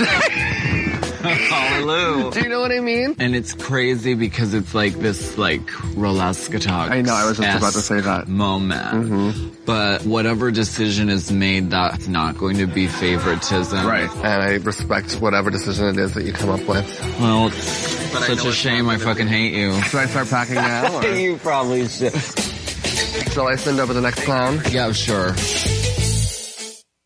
All right, Daniel J. Brewer, what say you? Did the Detox belong in the bottom 3? Mysterion doesn't put the coon in the bottom 3. Yes, she belongs in the bottom 3. Taylor Latte Boy, did Detox belong in the bottom 3? I'm going to say yes. The correct answer is no. Detox did not belong in the bottom 3. She was okay in her Snatch game. It wasn't great. It wasn't. Well, so was Ariana Grande. No. Detox was better than Ariana Grande. 1, 2. But being better doesn't elevate. Wait. But being better than her doesn't elevate it to the point of. I think both Ariana Grande and Nancy Grace were okay. I don't think either one of them were great. So let's take that. I want to change my answer. I want to change my answer to Joe's. Joe sent me over to the other side on that. I think she belonged. I'm going to say this. Let's even say that Detox and Ariana Grande, or Nancy Grace and Ariana Grande are the same. Great. But the look was fantastic. So now you have the runway. And 3, the judges overall praised Detox's look. They were effusive about it. And they weren't so with Tatiana. Okay. Thank you. Who do you think Taylor should have been with Tatiana and Roxy in the bottom 3? We already know Daniel feels Fifi. I would say Fifi. I'm not as familiar with, my Aunt Gloria, like I said before, but that character just wasn't. It was just a gross character, and I wasn't necessarily a big fan of that. I didn't get it. I don't want to get it, and I think she should have been in the bottom 3. The correct answer is yes. It should have been Fifi O'Hara in the bottom 3. Clearly was a production decision because they knew if they put Fifi in the bottom 3, Fifi was going home. Yeah. And they were not ready to send Fifi home. There's a lot more story with Fifi. Teresa Caputo seemed so contrived. It seemed like I've been working on this for 4 years for when I go on All Stars. I'm going to do this character, and it's so written and so planned, and all the bits were planned, which is fine. But the look was terrible. This character was very mediocre. It's a random character to even do. Not super relatable. Didn't someone already do it also? No, I think you're talking about Pearl doing Big Ange. Yeah. Wasn't someone going to do Teresa Caputo? I know someone was going to do Long Island Psychic. I feel you kind of might be right. There was someone going to do it, and then they changed their mind. Yeah. Okay. Any other thoughts on the bottom 3? Daniel Brewer. No, I think I've spoken I have spoken the truth, which is the bottom 3 should have been Fifi, Detox, and Roxy. Okay, very well. Taylor the Latte Boy. No final thoughts on that. Okay, back on the main stage, Katya and Alaska went head-to-head in a lip-sync for their legacies. Alaska emerged victorious and announced the name of the queen she had chosen to sashay away. Alaska, with great power comes great responsibility. Which queen have you chosen to get the chop? Like you've said many times, RuPaul's Drag Race is a microcosm of the real world. And in the real world, sometimes we have to make really difficult decisions. And tonight is one of those times. I've taken into consideration the performances in the Snatch game and on the main stage, and I've most importantly taken the judges' critiques into consideration tonight. The queen that I have chosen is Tatiana. Tatiana. Yep. As it is written, so it shall be done. See me with them hands, girl. Now, sashay away. Thank you. Thank you. Thanks. Back in the workroom, Tatiana said her goodbyes and received her special surprise message. The most disappointing part about being eliminated this early in the competition is definitely I don't have the ability to show everything that I have to offer. Not just in the way of clothing, but I have a lot more personality and talent that I didn't get the chance to feature. I would say to Ru, thank you so much for having me again. It was great seeing you and your, Ooh, girl. Tatiana, girl. All is not lost. So stay thirsty, girl, because you still have a chance to return for your revenge. Are you serious?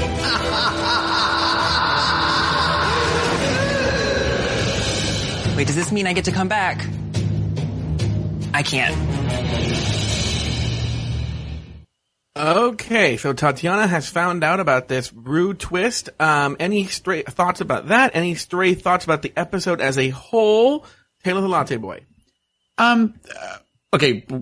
One thing about the elimination, I thought that had to have been helped. There had to be some production help with that speech that Alaska did, because at one point when she said something in the very beginning that you saw Roxy's face change, like where she thought she was safe, and she kind of had a, oh shit, where you saw she kind of shifted her weight a little bit, like, fuck, that's me. So I think there was a lot of lead up for that, even though eventually it was Tatiana.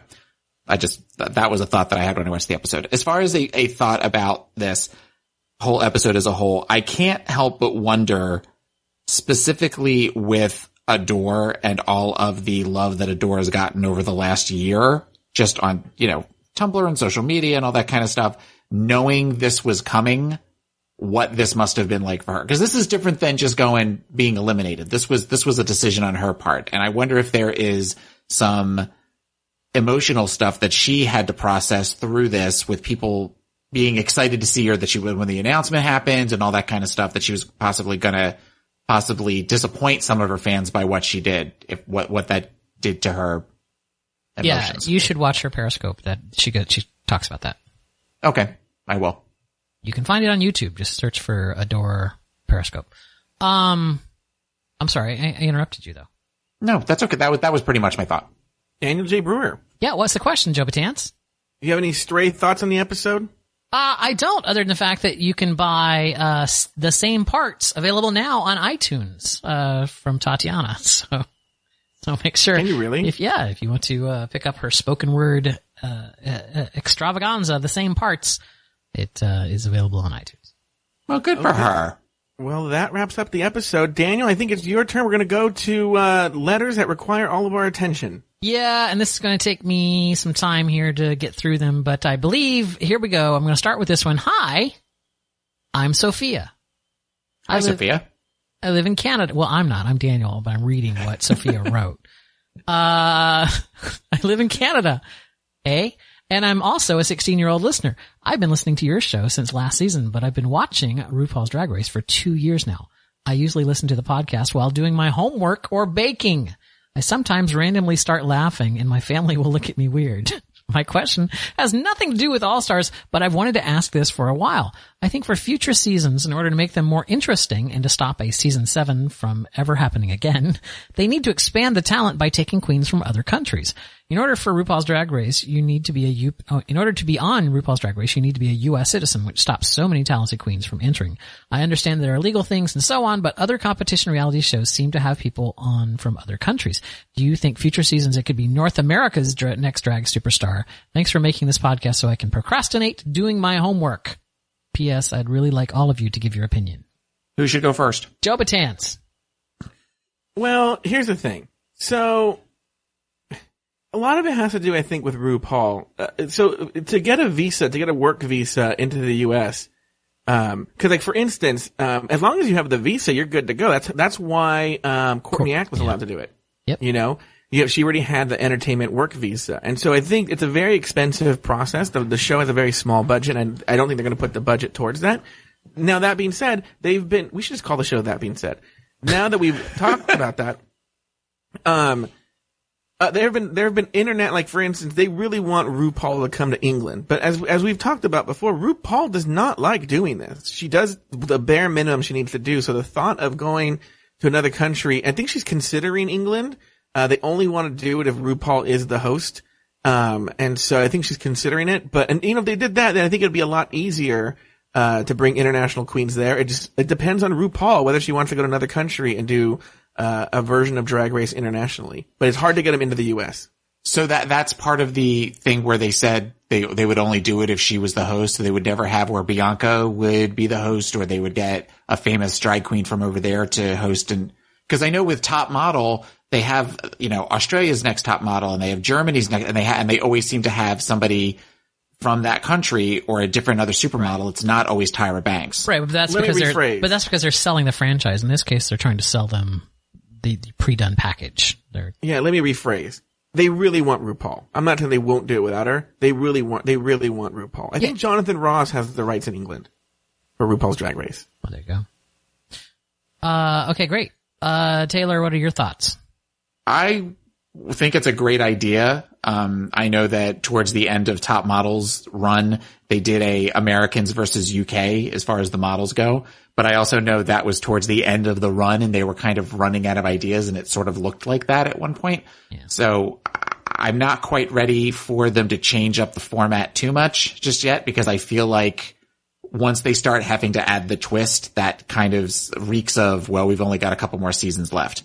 It sort of becomes, how many Cousin Olivers can we throw into the mix to try to make things a little different? Here's my thought. You know what? I think they're laying the groundwork to do this, because, all right, what happens is the reason that you need visas, right? Other than a travel visa. So it's like, in order to get a travel visa to come here is super simple, right? You just show up and you basically, like, especially if you're from, Canada or from England or any of the NATO countries, or just like any of our allies, we don't really keep you from coming and visiting us, right? As long as you have a passport. It's where the rubber meets the road, so to speak, is paying, right? I can't pay you to do something here without you having a work visa, right? I can't, you're not, as a foreigner, you're not allowed to work in this country without going through the proper paperwork. It's much easier for really large companies to do this because they're multinational corporations. So they don't pay the British people from their American corporation. They pay them from their British corporation. And there's some internal billing stuff that goes on there. So I think moving, having Logo starting to simulcast it there is pushing it up the Viacom ladder, and Viacom is a multinational corporation. So it's like, for Viacom to do this would be far less paperwork, because they already have, companies overseas that could handle that paperwork, as opposed to, World of Wonder, a very small production company here that has, they would basically have to, establish themselves as an employer to actually get a work visa, kind of a thing. There. Have I bored everyone sufficiently? I hope so. Yes.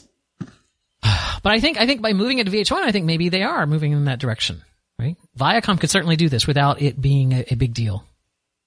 So, right? I mean, the Survivor happens in another country, so they don't have those same kind of problems there. I would go ahead. Sorry. I would love to see international versions of it. I think if you've ever watched, the one that comes to mind is Project Runway Canada was one that I've watched online, and that's fun only because it's just different enough. And in that particular situation, when that show was on, Iman was the host, and she was batshit crazy. So she was just fun to watch, just on a whole other level. But I think it would be cool to have, especially if they staggered them, as far as if they Logo showed in between seasons of Drag Race, if they showed the UK one, or if they showed Australia's Drag Race or Canada's Drag Race, I think it would. And then you could eventually have them where you almost had an international all-stars, where they had some of the winners of previous other, I think it'd be a good idea in some way. Thank you, Sophia. Now get back to doing your homework. Stop listening. Go back and do your homework right now. You've got a test. You really should. Or bake us cookies. Yeah, or send us baked goods. Hi, people. My name is Evan, and I'm a first-time writer. I'm one of your proud 17 adult listeners. Sorry, Joe, I'm 25.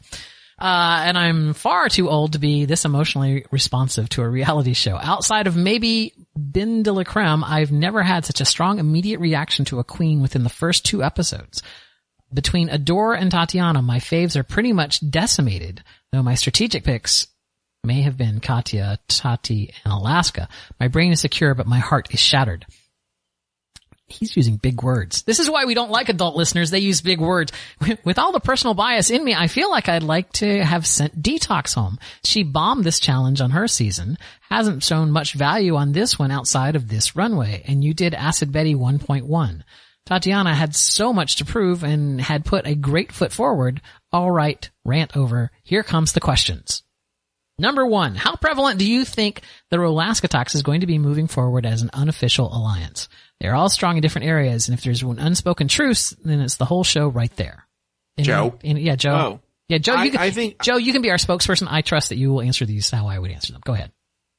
I think Alaska's done with Rolaskatox. And I think the reason they put Detox there was they realized Rolaskatox doesn't exist anymore. So they were like, well, we have Roxy here, we have Detox here. We don't know when Alaska's going to win again. So let's just throw it in now and bring up so it can later on for a storyline, this Rolaskatox can be a thing. I think they're trying to build it. The reason they had Coco Montrese on was because there's so many other queens that were worthy of being there. They thought that they would get another Alyssa Coco feud going. So I think they wanted to sort of stir up shit with Rolaskatox. It's not really working, but because Alaska just wants none of it. So I think Rolaskatox they're trying to build it up, but it's not really a big deal anymore. At what point will Rolaskatox be the final 3 or the bottom 3? I don't know. That's a good question. I don't know. With so many of my personal faves gone, who do you think is the next to go? There's a handful skating by, but they're still there. They're still here, and my ladies aren't. So yeah. He's very upset that Tatiana and Adore left. Anyway, go ahead. Well, I agree. I mean, can see that. I can see. I'm disappointed also. I think that Ginger's time is coming soon. I think that Ginger, both weeks, she's been safe. Yeah. She, as we'll talk about our fantasy football league in a little bit, she doesn't have any points at all. She's just kind of skating through. And as people are leaving on either side, I think that's where her time in the safe zone is quickly coming to an end. And we're not seeing a lot about her or anything like you said. So I have a feeling that she may be the next one to go.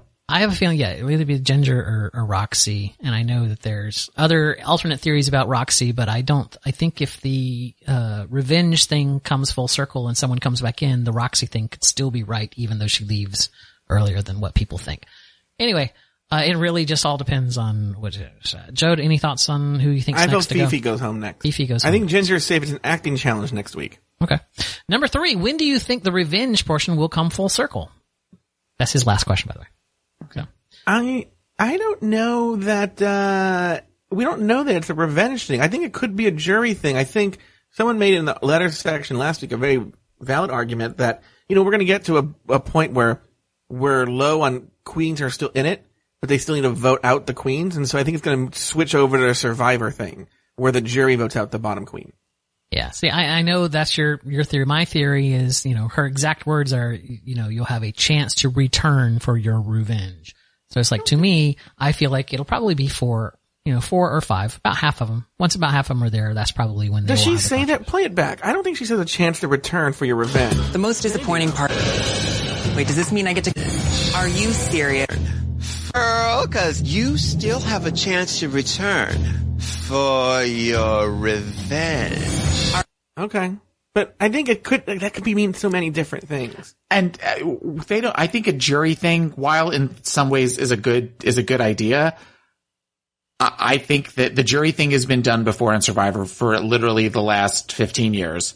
And you also have to take into consideration that if it's a jury of them, that means that some of the people aren't going to get their revenge, because if Roxy is the only one that voted off Coco, but then the jury decides that they're going to vote off Alaska, then technically Coco didn't get her revenge. She's just kind of got to say, well, she got to be outvoted again. So I think this is something where they kind of have to work their way back into the show so that they can possibly have a chance where she can go say that she wants. Wait, hold on. What if it is a competition. There's some sort of competition that they cook up, right? Yes. Mm-hmm. And the person who wins that competition gets to choose who goes home. Thus the revenge. It could be, but I think it's more than likely, in my feeling. I know there's all kind of alternate theories out there based off of hearsay and in one or two sources, but in my mind, it makes the most sense that it's probably just one of these. There'll be 4, like they just did on Big Brother right now, right? Another Viacom company. It's just like, I think it's probably going to be 4 or 5 contestants. They do a big competition, and then shock to all the other people, someone's coming back, and who is it? And, they will have done some kind of competition. So, is also a great way to spend, to get another episode into a season where you only had 10 queens, right? Was you have an entire episode of the challenge to come back in, right? And that's why, because there's 9 episodes or something this season for this. Because I was thinking to myself, they're going to have an extra episode somewhere along the line. So that's why it would make sense to me that they would have all of them come back and do a lip sync for your life sort of thing, where they like a bracket system sort of thing. P.S. Hi, I'm going to go ahead and edit this. P.S. Hi, Taylor. Keep your head up. I work in mental health too, and I really love your contributions here. You work with some chatty Cathys. So soak up your time in the sun. This is your moment.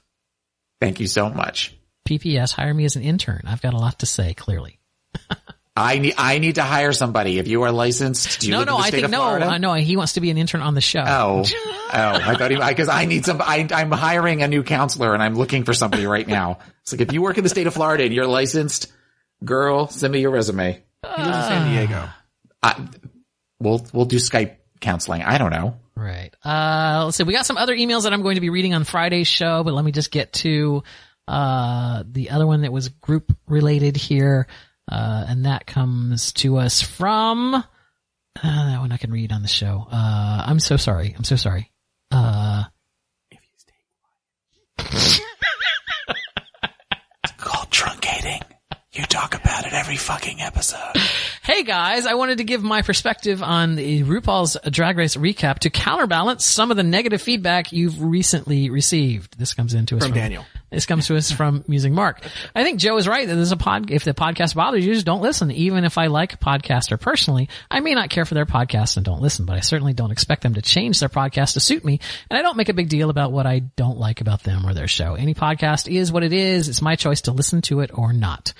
I agree with Joe that the hosts of RuPaul's Drag Race Recap have a really good chemistry and the show just works. The success of the show is also due to the efforts of all involved, but mainly Joe Batance. I know from my own experience, I said that, not him. I know from my own experience that podcasting requires a lot of unpaid time and effort. I'm glad to have listened from the beginning and now see the growth of the listenership. Keep doing what you're doing, Musing Mark. Thank you, Musing Mark. Yeah, Joe, you pretty much, did your soliloquy on, with a very dramatic Sashura in the middle of it. I thought that was great. Thank you. It was very dramatic. But, yeah, I feel like you gave Taylor and I kind of the villain edit there, because we certainly Thank you for bringing that up. I thought the same thing. It's like our takes on it were far more nuanced than, well, we should just ignore it. Yeah, we weren't saying we were going to ignore it. You weren't accurate. I don't know that you were wrong, but you weren't. Okay, well then say what. We were basically, my feeling was we would just read the story, and I was like, well, it's a free podcast. If you don't like it, don't listen. There's no harm, no foul. Have a nice life. That doesn't mean I didn't want to address it or talk about it, right? Taylor? I think, yeah. It just seemed very that's, okay, well then you have the floor, address it. I feel like my words are being twisted and I'm not going to talk anymore. Thank you, Fifi. No, I think, it's crazy, right? We're watching a show where they're eliminating queens and criticizing queens every single week. Yeah, we have criticism too. It's I don't see how you can like the show and not like our recap. And go ahead. I think that if it was a show where the three of us all agreed that every single queen, we were, yes, girl, slay, through every single, where it's pretty much the equivalent of listening to us jerk each other off for an hour and a half, nobody would want to listen to that. Let's try it right now, actually. Let's jerk each other off? No. No one's arms would reach. Anyway, okay, let's do a pretend one. Taylor, what do you think of Ginger Minge's outfit? Oh God, amazing. Absolutely amazing. It was the best. Girl, slay! Yay! Daniel, what do you think? Wait, aren't we just now becoming the Raja recap show on YouTube this season? He can't. Excuse me, no shade. Yeah, we'll call the show No Tea, No Shade. The RuPaul's Drag Race All Nice podcast. No. RuPaul's Best Friends. I was just going to say RuPaul's Best Friends Race. That's totally what we should call it. All right, we have our final email here. It comes into us from my future ex-husband, Tyler H, who says, hello. Oh, wait. Maybe I should have Joe read this in Tyler's voice, but it doesn't matter. I don't have it in front of me. I think it'd be interesting if you discuss the situation with Alaska. I'm pretty sure Joe knows this, but not sure if Taylor and Daniel do, but Alaska's ex leaked the whole elimination order and spilled some tea, and so far, all of what he said has been true. If Alaska is in the top 3 and the ex's rumors continue to be accurate, do you think Alaska won't be allowed to win because technically she broke her non-disclosure contract? That is what Tyler is asking us. Thank you very much, Tyler. Joe? I think I talked about this on my solo show, but there's rumors that okay, so I do know about Alaska's ex-boyfriend. In fact, we talked about it on the preview episode of All Stars about Alaska's ex-boyfriends. A lot of it actually not totally accurate. Actually, Alaska's ex-boyfriend had I think Fifi going home this last episode. So not totally accurate, though I think even in the predictions there was like, well, some people might be switched around in the middle. He wasn't really sure. That being said, our phrase of the night, there was a rumor on Reddit last week that, that this was a plant, that the Alaska's ex-boyfriend, leaking stuff was a plant by, Logo or World of Wonder, to drum up interest in the show. And that they are using Reddit as some sort of like guerrilla marketing to get the fans really excited, but that is not, it's all planted by World of Wonder. And that they're starting to intentionally plant misinformation in Reddit and use Reddit to plant misinformation to get everyone worked up. Yeah, but I don't know if that's true. No, it's such a small percentage of it. Like, this is like the whole thing with the Survivor sleuths and whatever. Nancy Drews exist in all of these shows. Like, and The Amazing Race, like there's people that go around to airports during the time that they're actually filming The Amazing Race just to see who shows up at the airport. Like they stake out an airport for the entire weekend. Like just to see if Amazing Race teams show up there so that they can report on who's there.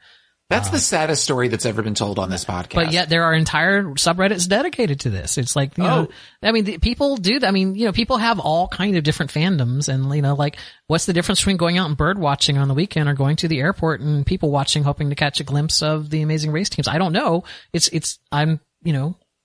Last week on the subreddit for RuPaul's Drag Race, someone figured out what hotel the queen stayed at based on like, the artwork from, What You Pack In and a Bible. Yeah. They figured out what hotel. It was the Book of Mormon, because the Book of Mormons are only in a certain hotel chain. Put those in, put them in religiously. But, so they figured out that it was some variant, it was some variant of a Marriott, and it was some variant of, and here, there's only so many of them within the the Burbank area, and blah, blah, blah, yeah. And the way they were wrong, I just want to point out, is, it's actually filmed at Hollywood Center Studios, but that's not too far from Burbank, so it's, right. It's a little bit of a drive, but it's, well, the speculation is that they move them so they don't keep putting them in the same hotel every season, right? So it's like, so if someone does figure it out, that they won't like come back next. But they had figured it out down to the artwork on the walls, like the generic artwork on the walls matched this one hotel's website's interior shots of their rooms. And like they figured out that Katya is actually in the handicap room and it's like all of these really. People go really crazy. Yeah, that's a little creepy. So to answer Tyler's question, Taylor, do you think that Alaska won't be allowed to win because her boyfriend, or her ex-boyfriend spilled tea? No, I think that if there's enough things in there that are wrong, that I think it would be a genius for World of Wonder. I almost said World of Warcraft. Yeah. World of Wonder to do this guerrilla marketing thing. I mean, it's free publicity. I don't quite get the idea of we're going to release the list of everybody that's going home to get everybody excited. And then as the list strays from what actually happens on the show, I would think that would lose credibility, but I also don't understand the whole idea of spoilers for an entire season. I don't get why somebody would want to go and look for something like that. I want to sit and I want to enjoy the show. Right. But that's me.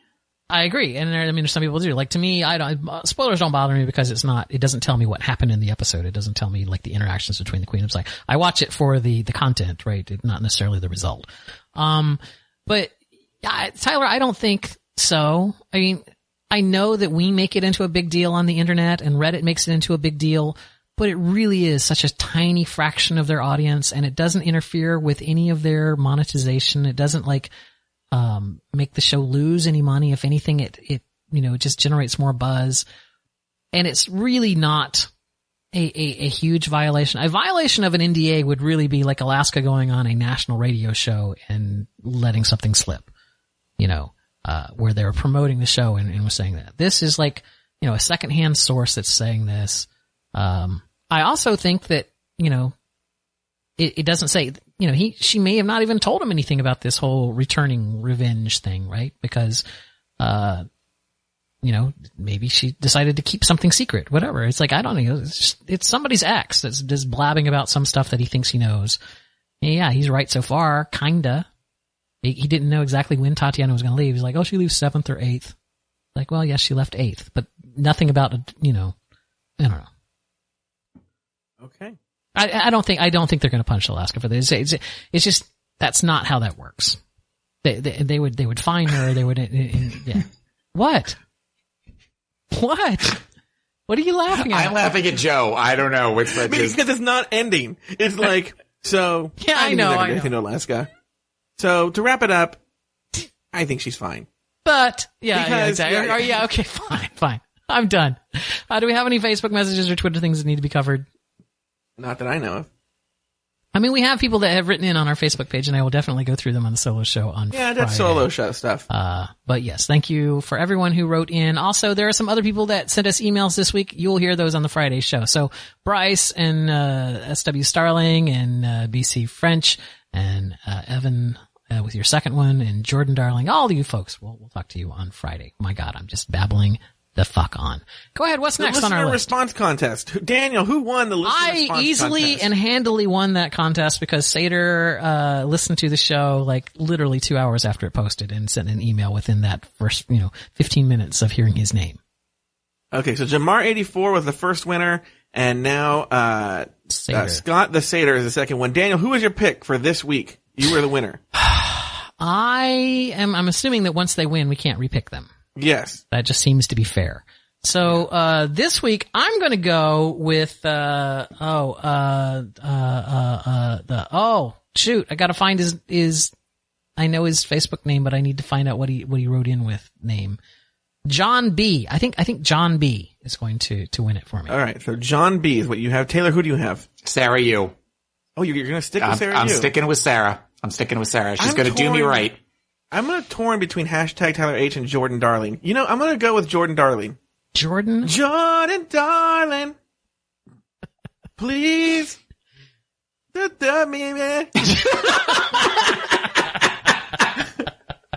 All right. Now it's time for the Fantasy League update. Taylor, why don't you give us an update? Right now there is, actually, you know what? I said it was a big lead, but it's actually not as big as I thought. If I've had a dime for every time I heard that. Right. I'm gonna say that Team Blue, which is, who had Alaska, Detox, Ginger, Roxy, and Tatiana? Joe is definitely in the lead. Joe is very far in the lead because Alaska is up to 8 points this week. Detox is at 1 point. Ginger Minge still 0 points. Roxy is at 6 and Tatiana is 1. So you figure 1 + 8 is 9. 16. Thank you. And we have, Adore Delano is at 1 point. Coco Montrese is still at -1 point. Katya is at 2 points and Fifi O'Hara is at 1 point. So but didn't I lose some points for Tatiana? Yeah. She got eliminated. Yeah. But she had 2 points last week because she was in the top 2. So 2 + 1 - 2 equals 1. I feel like I'm in Clue. 2 + 1 + 2 + 1. + 1 + 2 + 2 + 1. All the 16-year-olds are just loving that reference. I love that movie. Shut up. A lot of gays do love that movie. Why do you think the gays love Clue so much? Because it's campy. It's okay. That was my answer. I don't know what else. There's no answer. Okay, so now we have a new challenge. Now, unfortunately, I didn't have time to record I'll do a proper But I want everyone to know Daniel and Taylor have no idea what's going to happen right now. You know what? It's like, you might as well be going like, ooh, girl, it's like, yeah, we don't know. We have no idea what's going on. Ooh, girl. Mm-hmm. You don't have hers. You don't have hers. Okay. I have a new challenge. Uh-huh. We can't do lip syncs for our life on this show because it's an audio medium. Correct. Right? Correct. So what we're going to do, I have to record. I found the bed for it where it's going to be like, two queens stand before me. Mm-hmm. The time has come for you to talk up for your life. And what we'll do is we'll give you a song and then you have to be like a radio DJ and talk it up before the song hits. Now I've done a sample. Oh, Daniel, why don't you play the sample? Here comes the sample of whatever the hell he's talking about. Good morning, everybody. It's going to be a hot one today. Going to be in the hundreds. Wouldn't want you to. No need to freak out, man. Just make sure and wear that sunscreen or you'll. Joe Batanz on KRDR. Have you heard about the new dance craze? Sorry, K what? Daniel. K what? It's KRDR. Oh, KRDR. Okay. Yes. Now, Daniel, you have radio experience. I do. I have the bed there. I'm going to make you go first because you... Is this the same song? It's the same song. All right. Here we go. 89 degrees right now in Los Angeles. Wait, hold on a second. Wait. Stop. There's no Stop. I have no, stop. I'll tell you what, it's 13 seconds. All right. I gotta prepare for this. I'm cutting that out. Okay. You are not cutting that out. I'm cutting that out. No, you are not cutting that out. I am cutting that out. Here we go. Let's start this.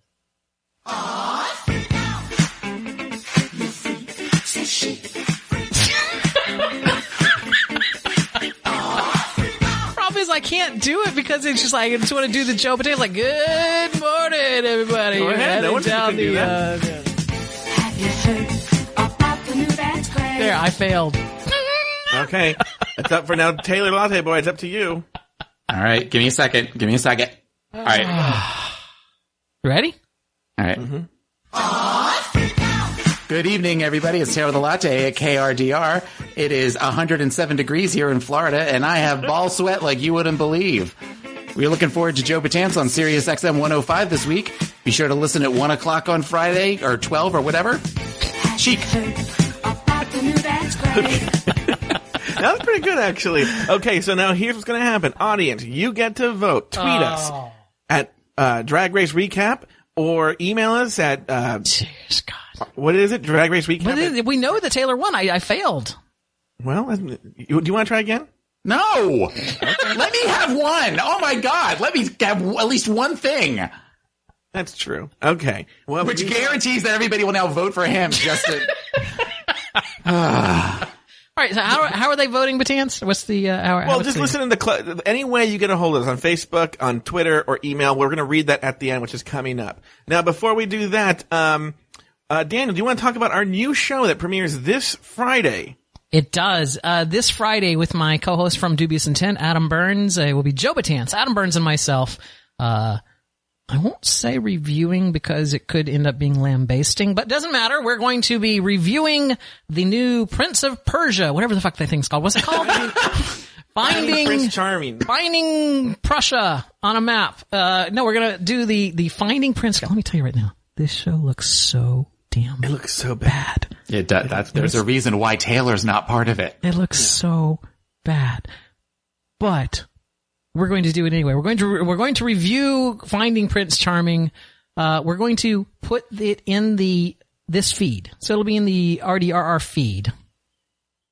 Yeah, and by the way, we're going to be hate fucking this show. And so just so you know, we could also eliminate the show at any time. We are contractually obligated to do 2 episodes. That's true. We are contractually obligated by pickpete.com to do 2 episodes of this show. But I'm going to do as much work for this as I do for RuPaul's Drag Race. I will probably be so miserable by the time we get to air with this show. But this show looks so god awful. It's good. It's bringing back gay rights by like 20 years, I think. So, if you want to hate this show with us, download. Oh, it's going to be on this feed. So listen to Finding Prince Charming with myself, Daniel Brewer, and Adam Burns. Yes. And by the way, same thing. You can go to pickpete.com. Yeah. Oh, yeah. Pick your people. Correct. And they're holding that open until the 22nd of September before they do that one. By the way, have we gone to see what have they started posting their RuPaul Drag Race, recap yet over at pickpete.com? I feel like I could. Are they going to do that? Yeah. And then assign points, because now it's closed, so now they should be starting to be assigning points. I'm just going to take a look at it real quick. Don't worry. Yeah, they have. All right. So they've already started posting recaps over there for the RuPaul's Drag Race. So if you've got a team over on PickPete for, RuPaul, make sure that you go and check your points and see, how you're doing over there. Check your points, girl. But I will cover that on the Friday show. So there you go. Wow. Katya's on the lead with 26 points. Well, that concludes this week's episode of RuPaul's Drag Race Recap. I want to thank my co-hosts, Daniel Brewer and Taylor the Latte Boy. Follow us on Twitter at Drag Race Recap. Friend us on Facebook at facebook.com/Drag Race Recap, and make sure to visit our website at dragracerecap.com, where you can find all of our contact information, leave us a comment, and find all of our old episodes. So, until next week, for Daniel Brewer, Taylor the Latte Boy, and myself, sashay away until next week. I'm gonna really hate making this phone call. Hi, it's Joe Batance from RuPaul's Drag Race Recap. Look, one of us isn't cutting it. What would you say if I asked you to join the show?